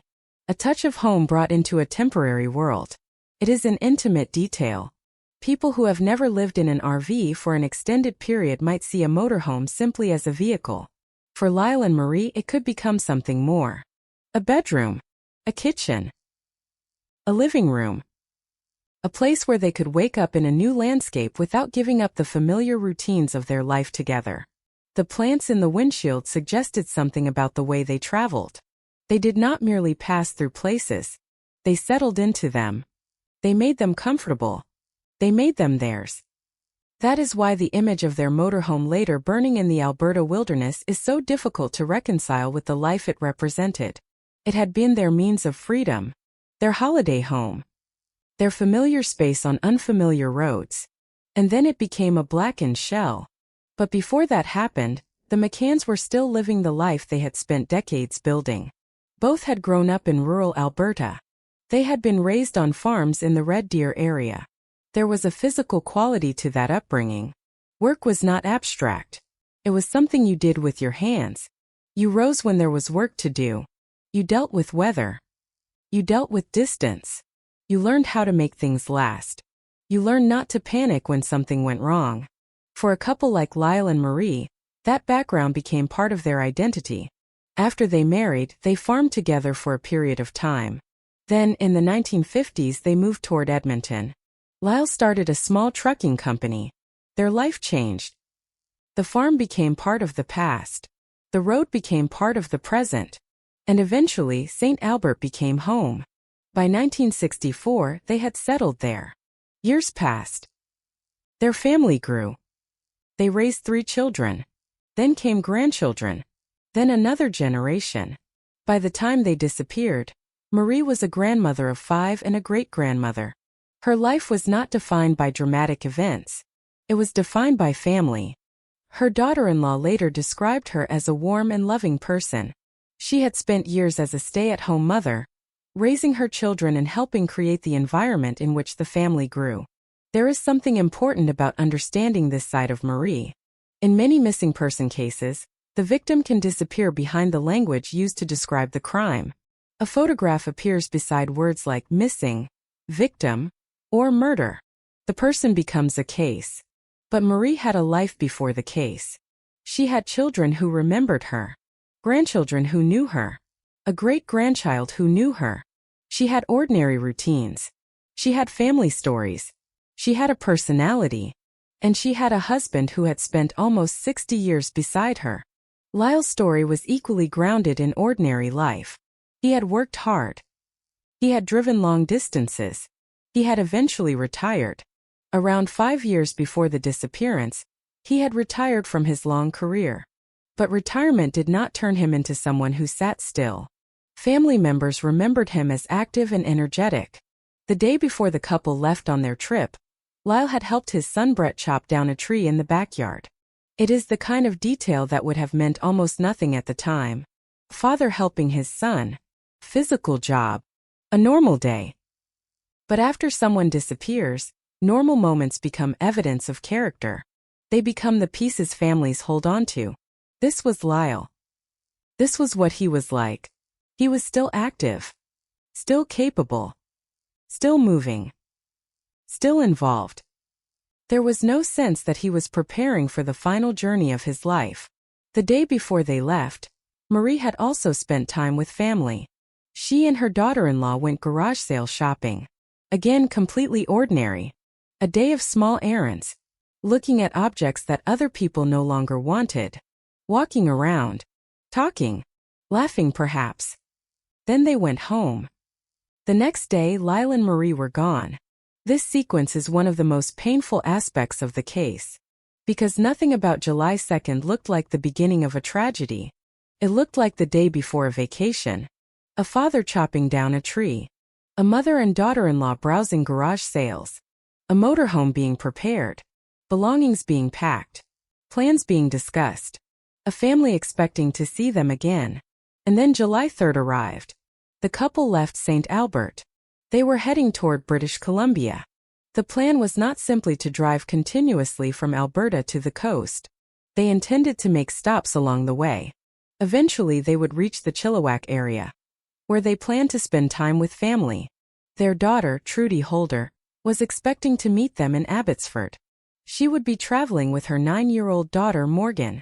The meeting was scheduled for July 10th, 7 days after Lyle and Marie left home. 7 days should have been enough time for a relaxed journey. Enough time to stop at campgrounds. Enough time to enjoy the scenery. Enough time to make the trip itself part of the vacation. There was no reason for anyone to expect urgency. No reason to think the family needed to hear from them every hour. They were experienced travelers. They had done this before. And because they had done this before, silence did not immediately look like danger. That is one of the cruel ironies of the case. The very independence that made Lyle and Marie comfortable travelers may also have made the first days of their disappearance seem less alarming. If an elderly couple who rarely traveled suddenly vanished without explanation, family might become concerned immediately. But Lyle and Marie traveled. They were used to being away. They knew how to live on the road. A period without contact could be explained. Until it couldn't. There was another detail that would later become important. Lyle's credit card was used at the St. Albert gas station that morning. It was the last recorded use of the card. After that, there was silence.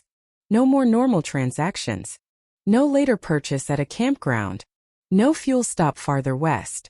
No ordinary financial trace showing that the vacation continued. The trip seemed to stop almost as suddenly as it had begun. And yet, on the morning of July 3rd, nothing appeared wrong. Surveillance footage showed Lyle fueling the motorhome. The camera did not record a crime. It recorded a departure. That distinction would later become haunting. Investigators would release the footage to the public because they needed people to remember what the couple looked like and, more importantly, to remember the vehicles. The motorhome. The Hyundai Tucson. The route. The time.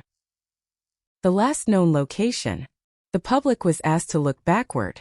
Had anyone seen them? Had anyone passed them on the highway? Had anyone seen the Tucson? Had anyone noticed the motorhome? Had anyone seen something unusual between St. Albert and Edson? At first, the answers were scattered. Tip here. Another there. Possible sighting. A vehicle that looked similar. A person who thought they remembered something. Police began working through the reports. The search expanded. Helicopters were used. Police dogs were brought in. Civilian search and rescue teams joined the effort. Investigators examined the area where the motorhome had been found. They interviewed witnesses. They examined cell phone records. They examined bank records. They began reconstructing the couple's movements. The geography became part of the story. St. Albert was the starting point. Edson was roughly 200 kilometers west. Between them was a landscape of highways, forest, rural properties, and scattered communities. A traveler could move quickly through it. A vehicle could disappear from view. A person could turn off the main highway and be somewhere else within minutes. That is what made the early investigation so difficult. There was no single obvious crime scene. There were pieces. The last confirmed sighting in St. Albert. The burned motorhome near Minnow Lake. The missing Tucson. The later discovery of that SUV. And somewhere between these points was an unknown event. On July 5th, a driver noticed smoke rising above the trees near the Minnow Lake campground, southeast of Edson. When firefighters arrived, they found the McCann's motorhome engulfed in flames. Imagine arriving at that scene without knowing the story. A vehicle burning in the bush is not automatically a murder scene. Vehicles are abandoned. Vehicles catch fire. People camp. People leave. The wilderness contains strange and unexplained events that sometimes have completely mundane explanations. That was part of the initial uncertainty. Police would later explain that when officers contacted the McCann's home after the motorhome was found, there was not yet an immediate reason to assume something catastrophic had happened. The couple had not been officially reported missing. It was summer. They were known to be traveling. Their vehicle had been found in an area where people sometimes left vehicles. But the fire was still a fact. And the registration documents that had been pulled from the motorhome before it was destroyed showed that it belonged to the McCanns. Their vehicle had been found. They had not. The distinction would become more significant with every passing day. The motorhome was not found at a registered campsite where the family knew the couple had planned to stay. There was no record that they had been staying at the campground. The vehicle was simply there, burning. And the people who owned it were somewhere else. Or so everyone hoped. On July 10th, that hope began to collapse. Trudy Holder was waiting at the Abbotsford airport. Her parents were supposed to arrive. She knew them. She knew their habits. They were reliable. If they said they would be somewhere, they generally arrived. And they were not the kind of people who would simply disappear without contacting their family. Trudy waited. Then the waiting became worry. She later recalled that her parents were usually early. If they were not there when expected, something was wrong. That was the moment the family's uncertainty became a missing person report. The RCMP began searching. The geography of the case expanded rapidly. Police searched a large area. Helicopters surveyed the landscape. Dogs searched the ground. Volunteers joined. Officers began talking to businesses along the route. Photographs of Lyle and Marie were distributed. The family created a Facebook page asking the public for help. Within days, thousands of people had joined. The disappearance had moved beyond the boundaries of one family. People who had never met the McCanns were now looking for them. Their faces appeared on posters. Their names appeared in news reports. The public was asked to remember a light green Hyundai Tucson. A vehicle that might have been ordinary in any other circumstance had suddenly become one of the most recognizable objects in the investigation. People began watching highways. They looked at vehicles. They tried to remember. A couple in Prince George reported seeing what they believed was a similar Tucson. They even provided enough of the license plate to make the report potentially significant. For a brief moment, every possible sighting carried the promise of a breakthrough. Maybe the McCanns were alive. Maybe someone had seen them. Maybe the vehicle had continued west. Maybe the entire mystery could still end with a simple explanation. But hope and evidence do not always move in the same direction. The SUV was eventually found. And when it was found, the circumstances became darker. The vehicle had not continued peacefully toward British Columbia. It had been abandoned. The McCanns were still missing. Now investigators had both vehicles. The motorhome had burned. The SUV had been left in the bush. And neither vehicle had delivered the couple back to their family. This was the moment when the landscape around Edson began to feel less like part of a vacation route, and more like the center of a crime investigation. The names of places that had meant nothing to the McCann family before July 2010 began acquiring a terrible significance. Minnow Lake, Edson, Nidon Junction, Carrot Creek, Highway 16. These were no longer simply points on a map. They were places investigators would search, places journalists would mention, places family members would learn to recognize, places that would become permanently associated with the question of where Lyle and Marie had gone. And yet the most important place remained unknown. The exact location where the couple disappeared. Not where their motorhome was found. Not where the SUV was abandoned. But where Lyle and Marie themselves had been taken. That distinction would remain unresolved. The landscape could show where their possessions ended up. It could not tell investigators where the people went. As the search continued, the family tried to do something that families of missing people often do when institutions cannot provide certainty. They searched themselves. They distributed information. They appealed to the public. They followed leads. They tried to keep the story alive. Because in a missing person case, silence is dangerous. The longer someone remains missing, the easier it becomes for the public to move on. News cycles change. New stories replace old ones. People stop looking.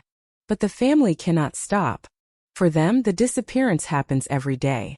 Every morning begins with the same fact. They are still gone. In July 2010, the McCann family refused to let that happen. They kept their photographs visible. They asked strangers to remember. They asked drivers to think back.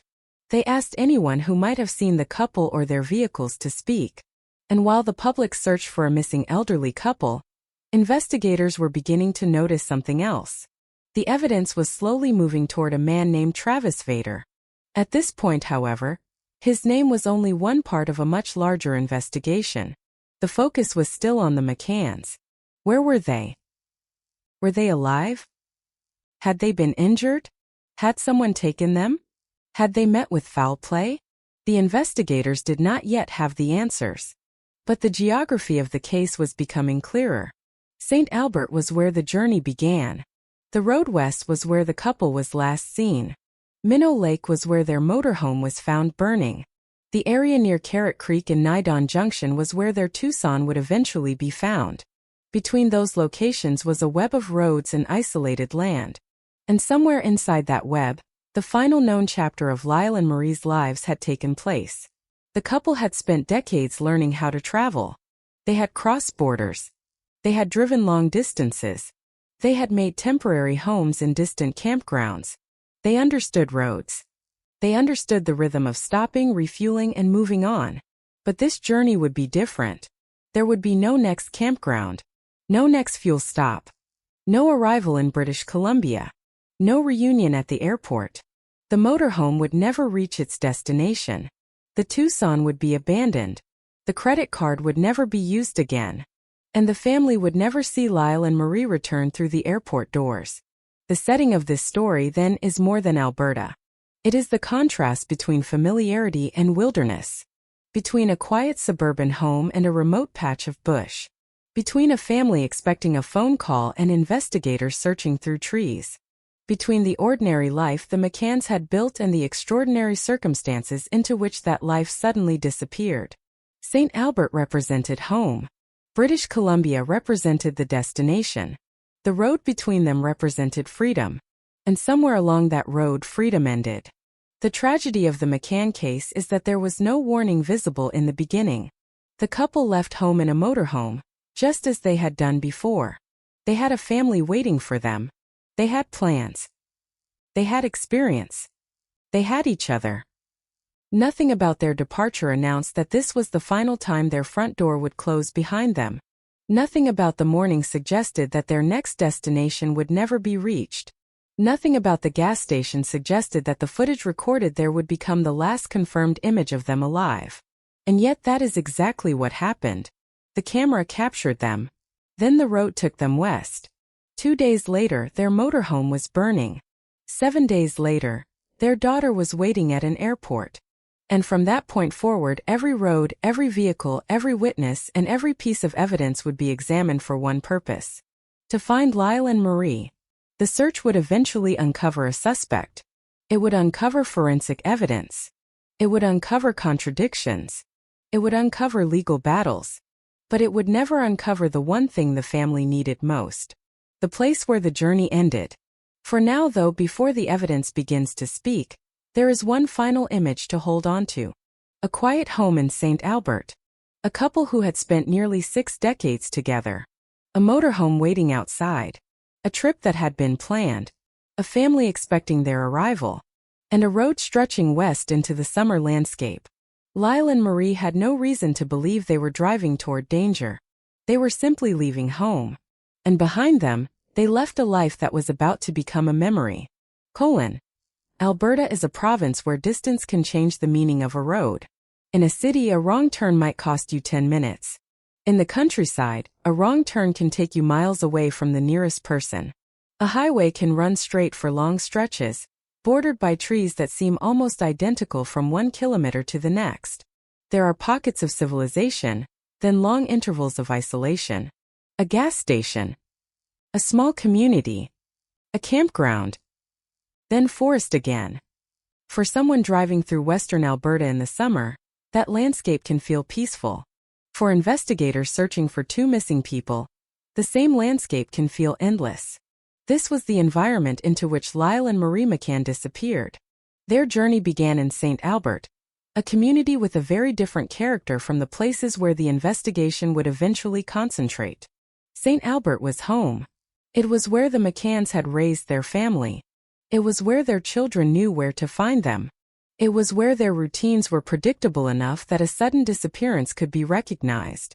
Their home was not merely an address. It was the anchor point of their lives. That is why the first days of the investigation were so difficult for the family.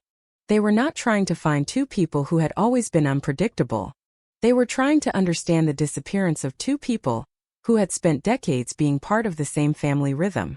Lyle and Marie were older, but they were not strangers to travel. Their motorhome was a familiar part of their life. It gave them the ability to leave Alberta without leaving the comforts of home completely behind. Inside that vehicle were the objects of ordinary life: clothes, food, personal belongings. The kinds of things people pack without thinking because they expect to unpack them later. The motorhome was supposed to carry those objects into another week of their lives. Instead, it became evidence. The transformation is difficult to imagine. One day, a recreational vehicle is simply a recreational vehicle. The next, investigators are photographing its remains.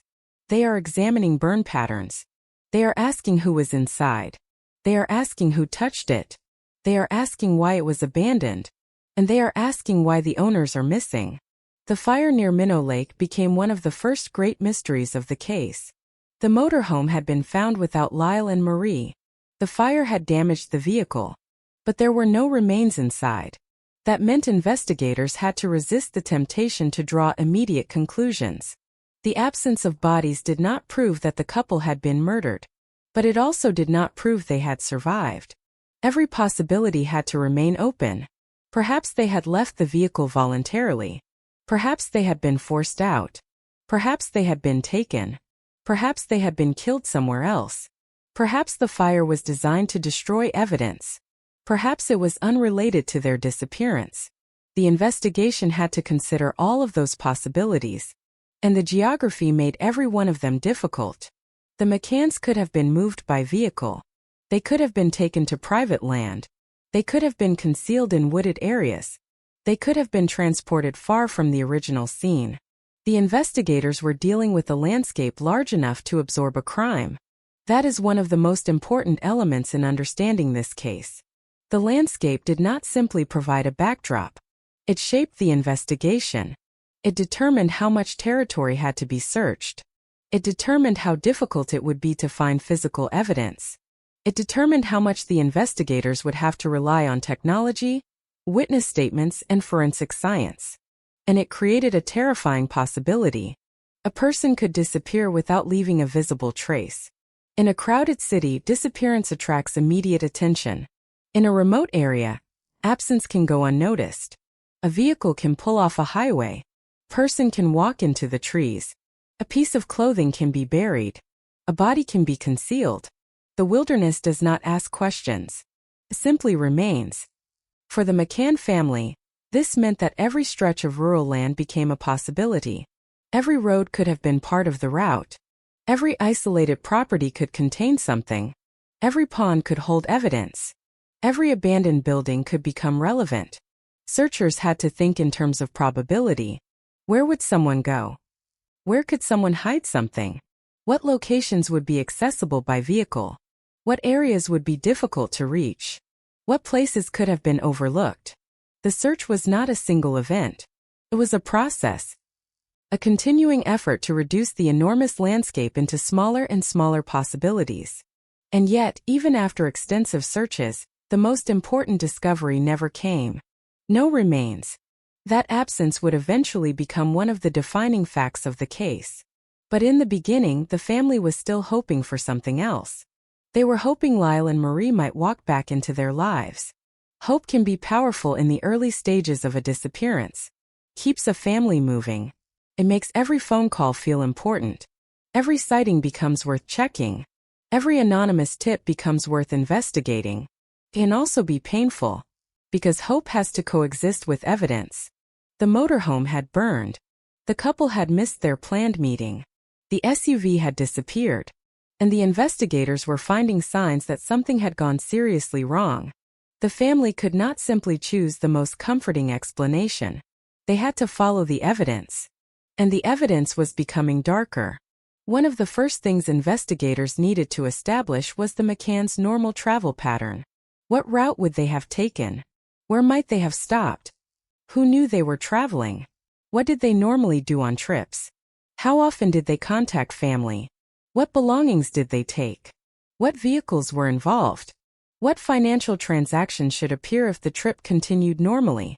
These questions seem mundane. But in a disappearance, mundane details become extraordinary. A fuel purchase can establish movement. A credit card transaction can establish location. A phone call can establish contact. A campground receipt can establish a stop. The absence of a transaction can be just as important as the presence of one. In the McCann case, Lyle's credit card was used at the St. Albert gas station on the morning they left. After that, the ordinary financial trail stopped. That silence mattered. If the trip had continued normally, there should have been opportunities for other purchases. Fuel, food, camping fees, supplies, something. Instead, there was a sudden break. The couple had left St. Albert. Then the financial record went quiet. The motorhome was later found burned. The SUV was later found abandoned. The sequence did not look like a normal vacation. Investigators were now trying to determine exactly where the normal journey ended. One of the most useful tools would become the telephone. Cell phones were different in 2010 than they are today. They were still powerful investigative tools, but they did not provide the same constant precision that modern smartphones can provide.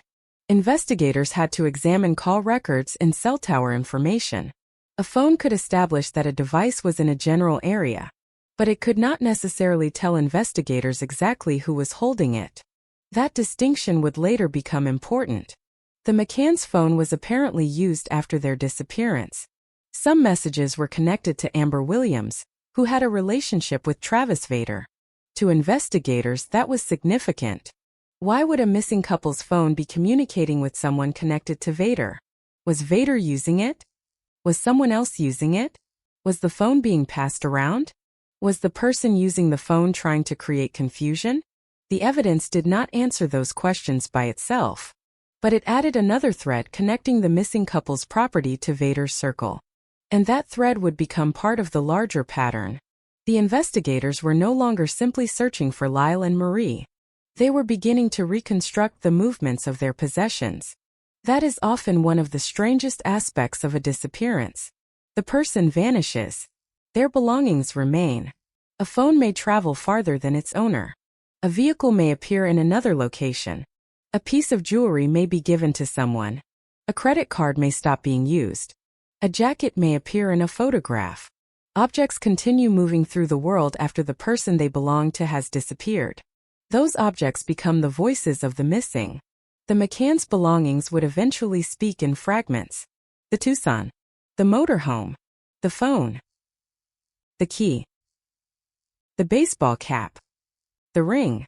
Each object carried part of the story. None carried the whole story. That was the problem. The investigation had evidence, but it did not have a complete narrative. The search also had another problem: time. Every day that passed made the landscape less reliable. Weather changed. People forgot.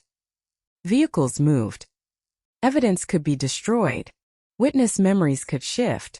A search conducted immediately after a disappearance is different from a search conducted months later. By the time investigators had focused heavily on Vader, the original scene had already changed. The motorhome had burned. The Tucson had been abandoned. Other locations connected to the investigation had been occupied by people. Information had moved through the community. Rumors had spread. And the public had begun forming theories. Some were based on evidence. Others were not. This is another feature of high-profile missing person cases. The public begins filling gaps. Someone remembers seeing a suspicious man. Someone believes they saw the couple at a campground. Someone claims a vehicle looked familiar. Someone posts a theory online. A rumor becomes a possibility. A possibility becomes a headline. And eventually, the investigation has to separate signal from noise. Police cannot chase every theory. They have to decide which ones are supported by evidence. That is particularly difficult when a case involves two elderly victims. The public naturally wants to believe that someone must know what happened. Someone must have seen something. Someone must have heard something. Someone must have noticed the motorhome. Someone must have noticed the SUV. Someone must have seen Lyle and Marie after they left St. Albert. But the road west was not crowded with witnesses who could reconstruct every minute. There were gaps. Long stretches where nobody knew exactly what happened. Those gaps would become critical, because the prosecution's eventual case against Vader would be circumstantial. And circumstantial evidence becomes strongest when the circumstances fit together tightly. It becomes weaker when there are significant unexplained alternatives. The defense would eventually argue that the evidence against Vader did not eliminate those alternatives. The prosecution would argue that the combined evidence did. That debate began long before the trial. It began in the minds of investigators trying to decide whether they were looking at a series of coincidences or a single connected crime. Then came Vader's arrest. On July 19, 2010, police arrested him near Nidon Junction on charges unrelated to the McCann disappearance. The arrest itself did not solve the case, but it gave investigators something they had not had before: a person they could focus on. A person whose movements could be examined. A person whose relationships could be investigated. A person whose belongings could be compared against evidence from the McCann case. A person whose history already made him familiar to police. By August 31st, investigators publicly identified Vader as a suspect. The effect was immediate. The case now had a face. For the public, that can create a sense of certainty long before a court has reached one. Once a suspect is named, people begin looking at every fact through that person's image. Investigators have to guard against that. A suspect is not a conviction. A suspect is a hypothesis. The evidence must still prove the hypothesis. And in this case, the evidence would take years to assemble. Investigators searched properties associated with Vader and people in his circle. They looked for weapons. They looked for clothing. They looked for belongings. They looked for anything that could reveal what had happened to the McCanns. Search teams examined areas near Nojak. They investigated ponds. They searched septic tanks. These are grim places to search for missing people. The work is physically difficult. It is also psychologically exhausting. Searchers have to imagine the worst possibility while still hoping not to find it. Every hole, every patch of disturbed soil, every piece of debris can become significant. Then the search ends. Nothing. The team moves somewhere else. Again. Nothing. For the family, that can be almost unbearable. Finding remains is devastating. Not finding them is devastating in a different way. The absence becomes permanent. The questions do not receive a physical answer. And every new search can reopen the wound. The McCann investigation would continue through years of uncertainty. Meanwhile, the forensic evidence was becoming more detailed. Inside the Tucson, investigators found DNA associated with Vader. They found his fingerprint on a beer can. These were not merely rumors. They were physical traces. The defense could question what those traces meant. But their existence could not simply be erased. Then there was the blood. Marie McCann's blood inside the SUV. That was one of the most disturbing discoveries because it placed one of the missing victims inside a vehicle that had been abandoned without her. The question became unavoidable. Why was Marie's blood there? How did it get there? When? Under what circumstances? The forensic evidence could establish that blood was present, could identify whose blood it was, but it could not automatically provide a complete narrative. That is a recurring problem in forensic investigation. Science can tell you what is there. It does not always tell you why it is there. The investigators had to interpret. An interpretation requires context. The context came from the rest of the case. Lyle's cap. The bullet hole. The blood. The DNA. The fingerprint. The phone. The key. The witness accounts. The movements. The burned motorhome. The abandoned SUV. Individually, these facts were pieces. Together, investigators believed they formed a pattern. That pattern led them increasingly toward Vader. But the question of where the McCanns were remained unanswered. This created an unusual tension. Investigators could potentially know more about the suspect than they knew about the victim's final location. They could trace Vader's connections. They could examine his movements. They could analyze his relationships. But Lyle and Marie remained somewhere beyond the evidence. The investigation could move toward Vader. The search could move through the landscape. But the two paths did not meet. The bodies remained absent.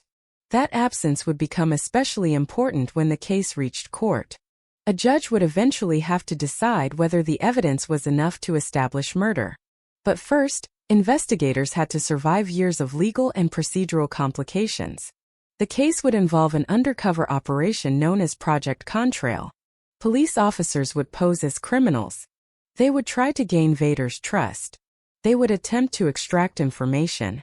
They would interact with people close to him. The operation would produce information that became relevant to the case. But it would also create legal problems.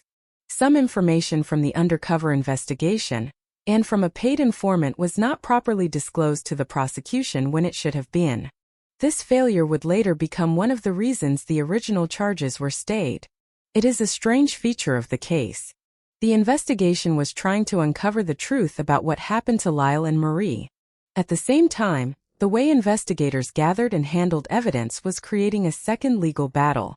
The first question was factual. What happened? The second question was procedural. Was the evidence obtained and disclosed fairly? Those questions would eventually collide in court. But before that, the family had to continue waiting. The months passed. The years passed. The search continued. The public attention rose and fell. But the McCann name remained attached to an absence. They had left St. Albert. They had not arrived in British Columbia. Their motorhome had burned. Their SUV had been abandoned. And the landscape between those points had swallowed the final chapter of their journey. Perhaps there was a location investigators had not yet searched. Perhaps someone had moved the remains. Perhaps evidence had been destroyed. Perhaps someone knew the truth and had decided to remain silent. The possibilities were almost endless. That is what makes a missing body case psychologically different. There is always the temptation to imagine that the answer is just one discovery away. One witness. One confession. One search. One piece of information. One person deciding to talk. That hope can keep a case alive for years. And it can also keep a family trapped in the past. The McCann family did not have the luxury of simply accepting uncertainty. They had to live with it. Their parents had left for a vacation. They had not come home. The family could not visit them, could not call them, could not ask them what happened, could not know whether they had suffered, could not know where to look. And yet the investigation was slowly constructing a different kind of answer. A legal answer. A theory supported by evidence. A theory that would eventually become a conviction. But that was still years away.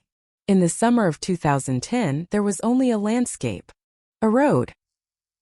A burned motorhome. An abandoned SUV. And a search. The investigators stood at the beginning of a case that would become one of the most complicated criminal investigations in Alberta. They did not know yet how many years it would take.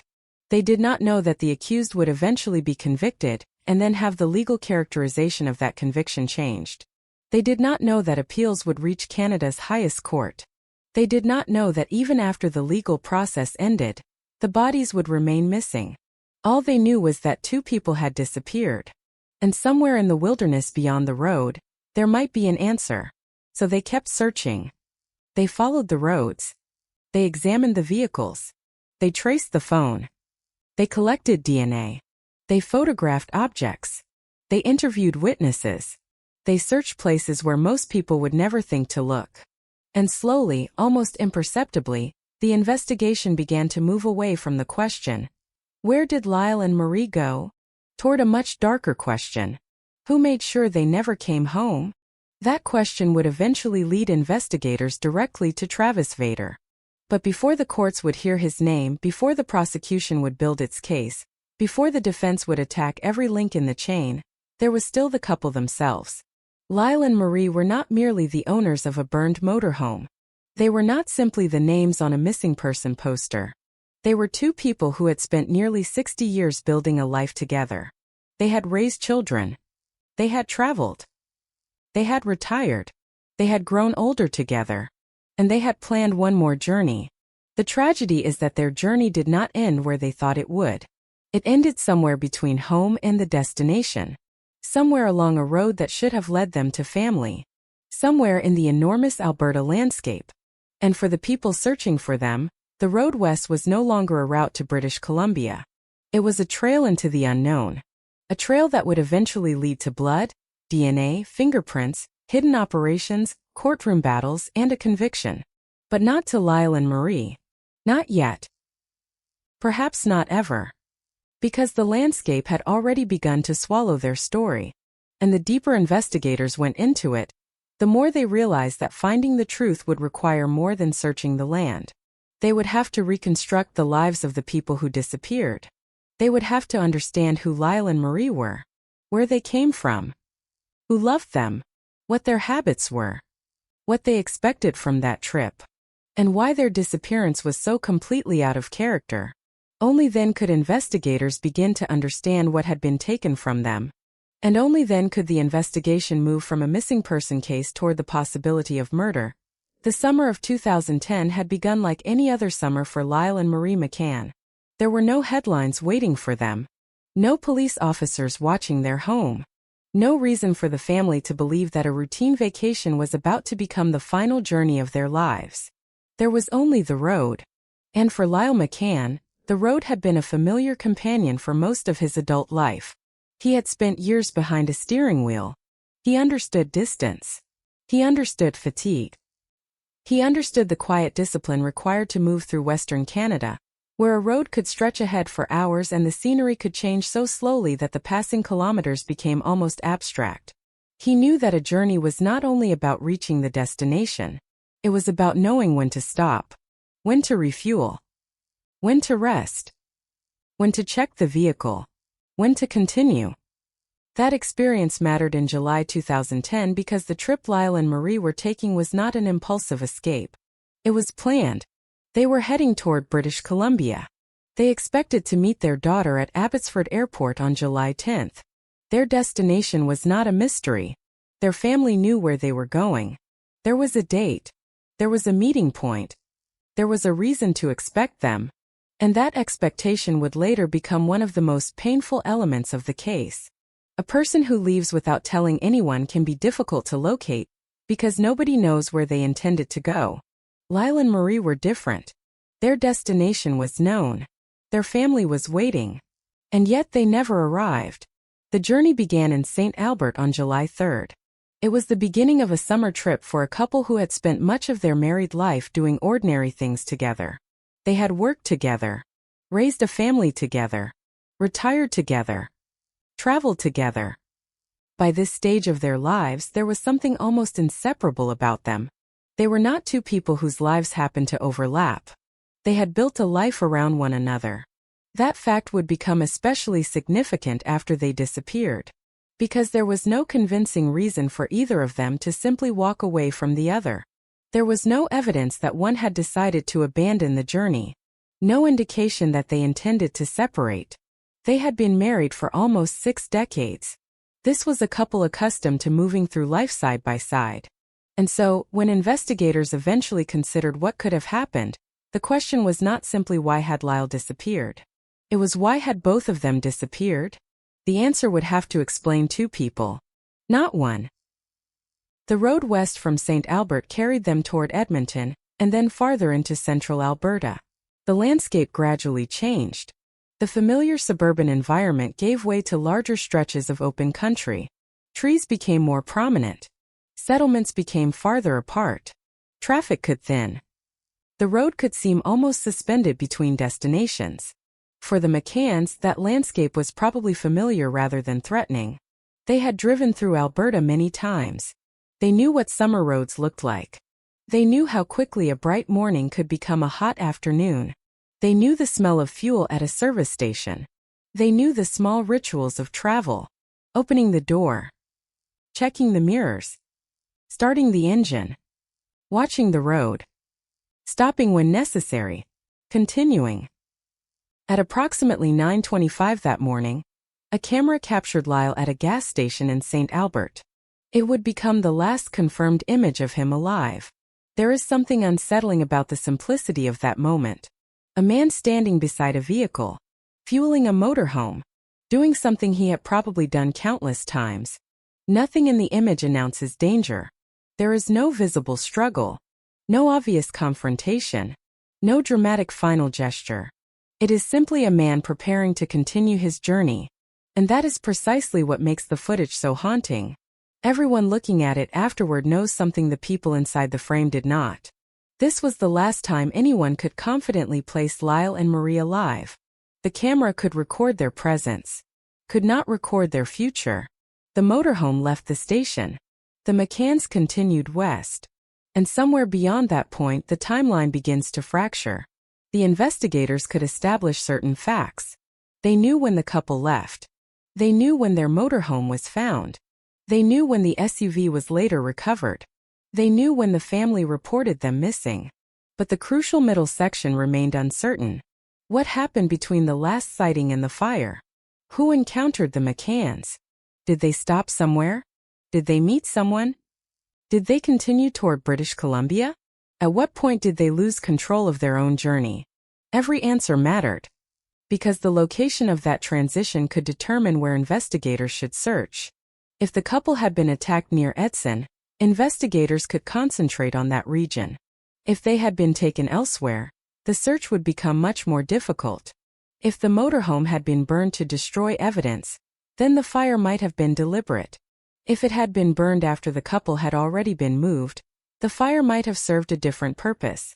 The vehicle itself could no longer provide an intact narrative. Fire destroys. It erases. It changes the appearance of objects. It damages biological evidence. Can make reconstruction difficult. That meant investigators had to examine what survived. And what survived was enough to raise questions. The motorhome was connected to the McCanns. The couple was not there. The SUV was missing. Then the SUV was found. That sequence created the first major framework of the investigation. The McCanns had two vehicles. One was a motorhome.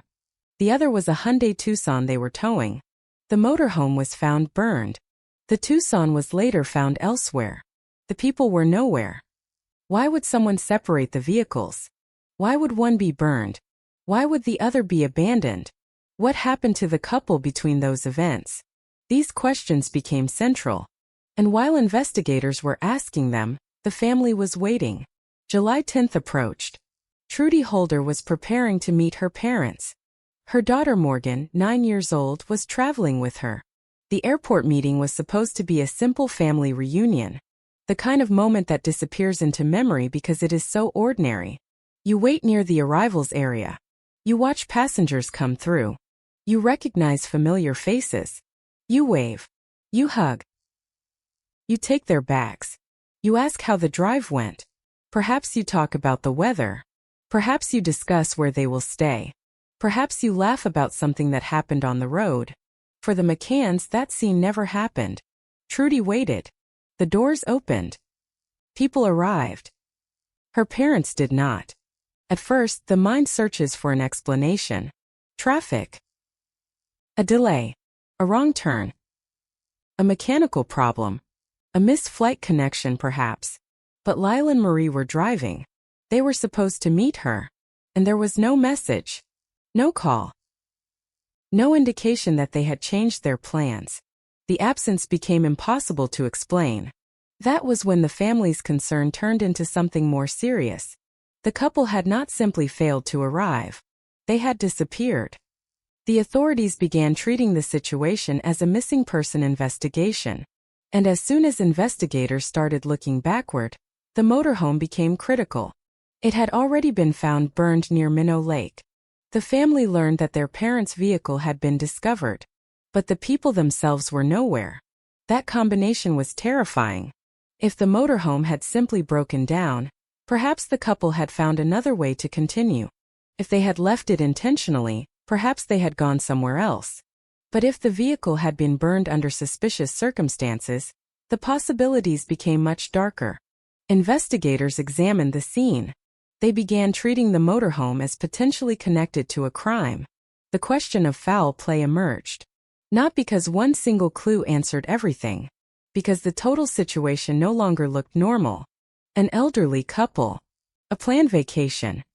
A burned motorhome. No sign of the owners. A missing SUV. No contact with family. No arrival at the airport. The pieces were beginning to form an image. But it was still incomplete. On July 16th, investigators found the Hyundai Tucson near Highway 16 and Range Road 144, approximately 30 kilometers east of Edson. That discovery changed the investigation again. The SUV was not simply missing. It had been abandoned. And inside it, investigators would find evidence that would eventually become some of the most important evidence in the case. But first there was another problem. How had the SUV reached that location? Who had driven it? Why had it been left there? When? Was the McCann couple still alive when it was abandoned? If not, what had happened before that? The vehicle had become a silent witness. Its doors could not open themselves. Its engine could not explain who had been behind the wheel. Its seats could not say who had sat there. Its surfaces could preserve traces of people. But those traces required interpretation. That is the nature of forensic evidence. It can preserve the past, but it cannot narrate it. Investigators have to reconstruct the story from what remains. Inside the Tucson, they found evidence connected to Lyle and Marie. Marie's blood. Lyle's baseball cap. The cap contained a bullet hole and blood associated with Lyle. There was also DNA linked to Vader and a fingerprint on a beer can. Each discovery made the possibility of foul play more difficult to dismiss. The SUV was no longer merely an abandoned vehicle. It was becoming a crime scene. And the McCann family was beginning to face a terrible possibility. Their parents might not be coming home. Still, in any investigation, there is a difference between believing someone has been harmed and proving that someone was murdered. That distinction would become central. At this stage, investigators needed to know who had access to the SUV. Who could have entered it? Who could have left traces? Who knew where it was? Who might have had contact with Lyle and Marie? The investigation widened. Names began appearing. Witnesses were interviewed. Relationships were examined. People around Vader were questioned. The authorities looked not only at Vader himself but at the network of people surrounding him. That network would later become important, because evidence does not always move directly from victim to offender. It can move through other people. A phone can be passed. A key can be transferred. A piece of jewelry can change hands. A vehicle can be borrowed. A story can travel from one person to another. And sometimes the person who knows something does not realize how important that knowledge is. The investigation would eventually uncover allegations involving a ruby ring, believed to have belonged to Marie. A witness said Vader had given him such a ring and claimed it had come from the motorhome. According to material presented in the proceedings, the witness also described other property allegedly connected to the McCanns. These claims would become part of the prosecution's broader picture. But every claim had to be tested. Was the witness reliable? Was the identification accurate? Could the item be definitively connected to Marie? Could the witness have misunderstood what Vader told him? Could the item have come from somewhere else? Again, the investigation had to navigate the space between possibility and proof. That space would become the defining feature of the entire case. Because there was no single moment when the mystery was solved. There was no confession that made every other question irrelevant. Instead, the case grew through accumulation. The motorhome. The SUV. The blood. The cap. The DNA. The fingerprint. The phone. The key. The ring. The witness accounts. And eventually the undercover operation. Project Contrail. The name itself would mean little to the public at first. But behind it was an elaborate attempt by the RCMP to get closer to Vader. Officers posed as members of a criminal organization. They created an environment in which Vader might feel comfortable discussing criminal activity. They hoped he would reveal information. The operation involved people close to him, including his sister Bobby Jo.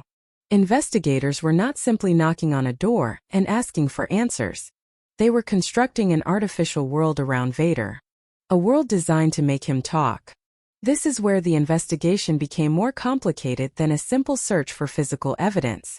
Police were now searching for information inside people's minds. What did Vader know? What did his associates know? What had they seen? What had they heard? What had been said behind closed doors? What could be trusted? What could not? And every time investigators believed they had found a path toward the truth, another problem appeared. Disclosure. The legal system requires the prosecution to provide the defense with relevant information. That principle is fundamental. The accused has the right to know the case being brought against them. But in the McCann investigation, some information gathered by police was not disclosed properly or promptly. That failure would have enormous consequences. In 2014, the Crown stayed the murder charges. The case was not over. It was not a declaration of innocence. It was a procedural crisis. The investigation and prosecution had to confront the fact that evidence had not been handled in the way the law required. For the McCann family, this was another painful delay. 4 years had passed since their parents disappeared. Still no bodies. Still no definitive reconstruction. Still no final answer. And now the legal case itself had stalled. The family's search for answers was moving through a system that had its own rules and limitations. The law could not simply ignore procedural rights because the crime was terrible. The prosecution had to operate within those rules. The defense had the right to challenge the process. And the court had to protect fairness. This tension would continue throughout the case. Eventually, the charges were revived. The investigation continued. And the case moved toward trial. But before the courtroom became the center of the story, there was one question that continued to dominate everything. Where were Lyle and Marie? Search teams went back into the landscape. Investigators examined places connected to Vader. They searched water. They examined septic systems. They looked for disturbed ground. They considered information from witnesses. They tried to identify where a person could conceal remains and how difficult those remains would be to find. But the land gave nothing back. No final resting place. No grave. No remains. The silence became almost physical. For the McCann family, that silence had a human cost. Without remains, there was no place to mourn in the conventional sense. There was no cemetery. There was no stone bearing their names. There was no moment when investigators could say, "We found them." Instead, the family had to build its own understanding around absence. The faces remained. The memories remained. The questions remained. The road remained. And so did the landscape. Even years later, the areas around Edson and Piers would carry an invisible association with the case. For people who lived there, the names of those places might be ordinary. For investigators, they represented possible scenes. For the McCann family, they represented the last known world their parents entered. That contrast is difficult to explain. A landscape does not know what happened on it. Trees do not remember. Roads do not remember. A field does not remember the person who crossed it. But human beings assign memory to places. And once a crime becomes attached to a location, that location can never be entirely ordinary again. Minnow Lake became associated with the burned motorhome. The roads near Edson became associated with the abandoned SUV. The areas around Piers became associated with the suspected location of the killings. And somewhere within that broad region, investigators believed Lyle and Marie had met their fate. But believing something and proving it are different things. The court would eventually have to make that distinction. The family would have to live with it. And the public would have to understand it. The most extraordinary aspect of the case was not simply that two people disappeared. It was that a legal system eventually concluded they had been murdered, even though their bodies had never been recovered. That possibility seems almost impossible when viewed from the outside. How can someone be convicted of killing a person who has never been found? The answer lies in the evidence. A court does not require a body in every murder case. It requires proof of death and proof of criminal responsibility beyond a reasonable doubt. The McCann case would become a striking example of how a prosecution can attempt to establish those facts through circumstances. But in July 2010, nobody knew that yet. The investigators were still at the beginning. The family was still hoping. The public was still searching. And Vader was not yet the convicted killer whose name would become inseparable from the case. He was a suspect. A man with a criminal record. A man who had been arrested. A man whose connection to the McCanns was becoming increasingly difficult for investigators to ignore. The story had not reached the courtroom. It had barely begun. And while the investigators built their case, another story was unfolding inside the McCann family. The story of the people they had lost. Because to understand the horror of the disappearance, you have to understand what was normal before it happened. Lyle was not just an elderly man behind the wheel of a motorhome. He was a father. A grandfather. A great-grandfather. A retired trucker. A man who had spent decades working and providing for his family.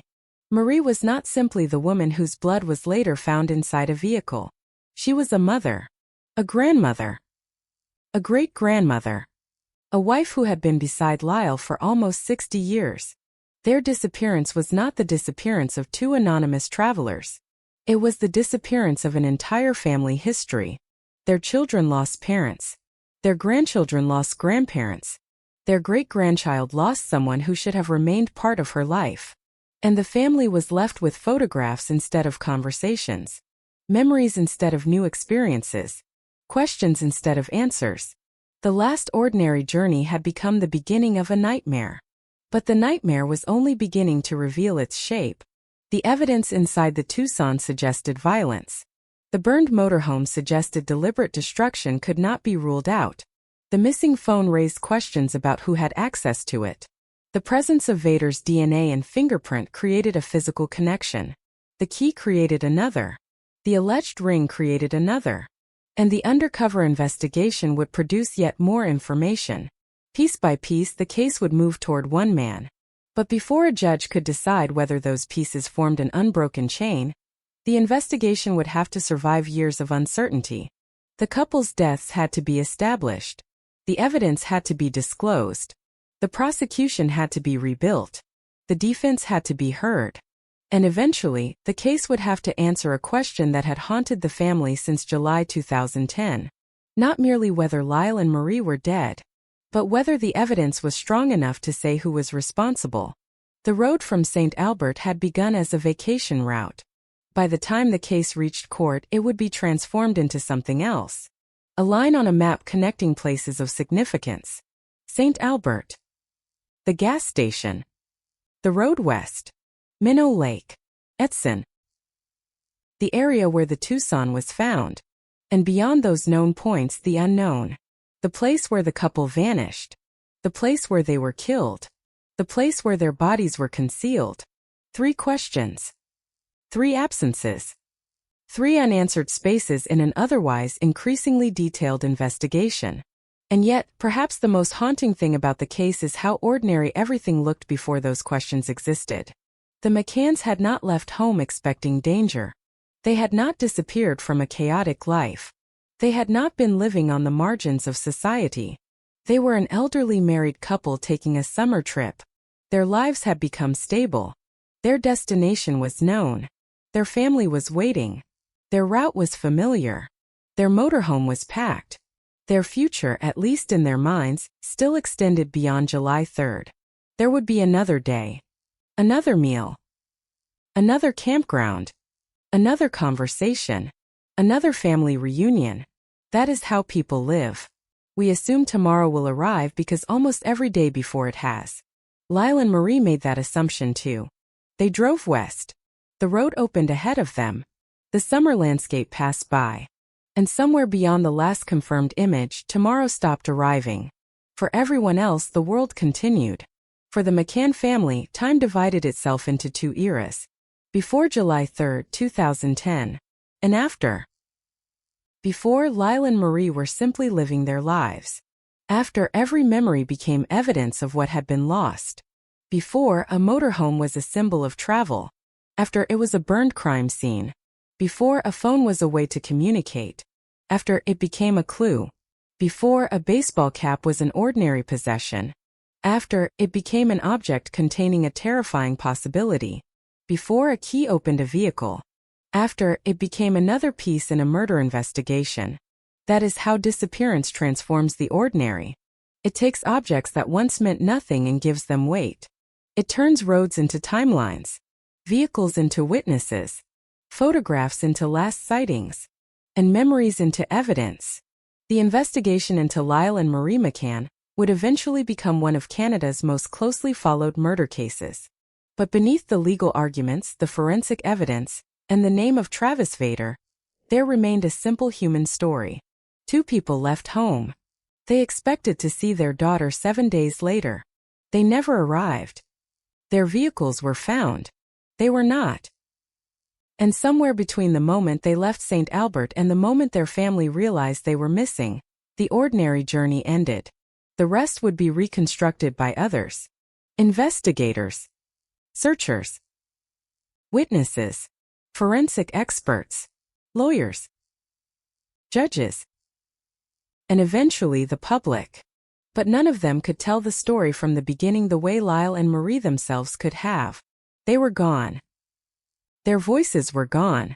Only the evidence remained. And as the investigation moved forward, that evidence would begin to reveal a darker story than anyone had wanted to believe.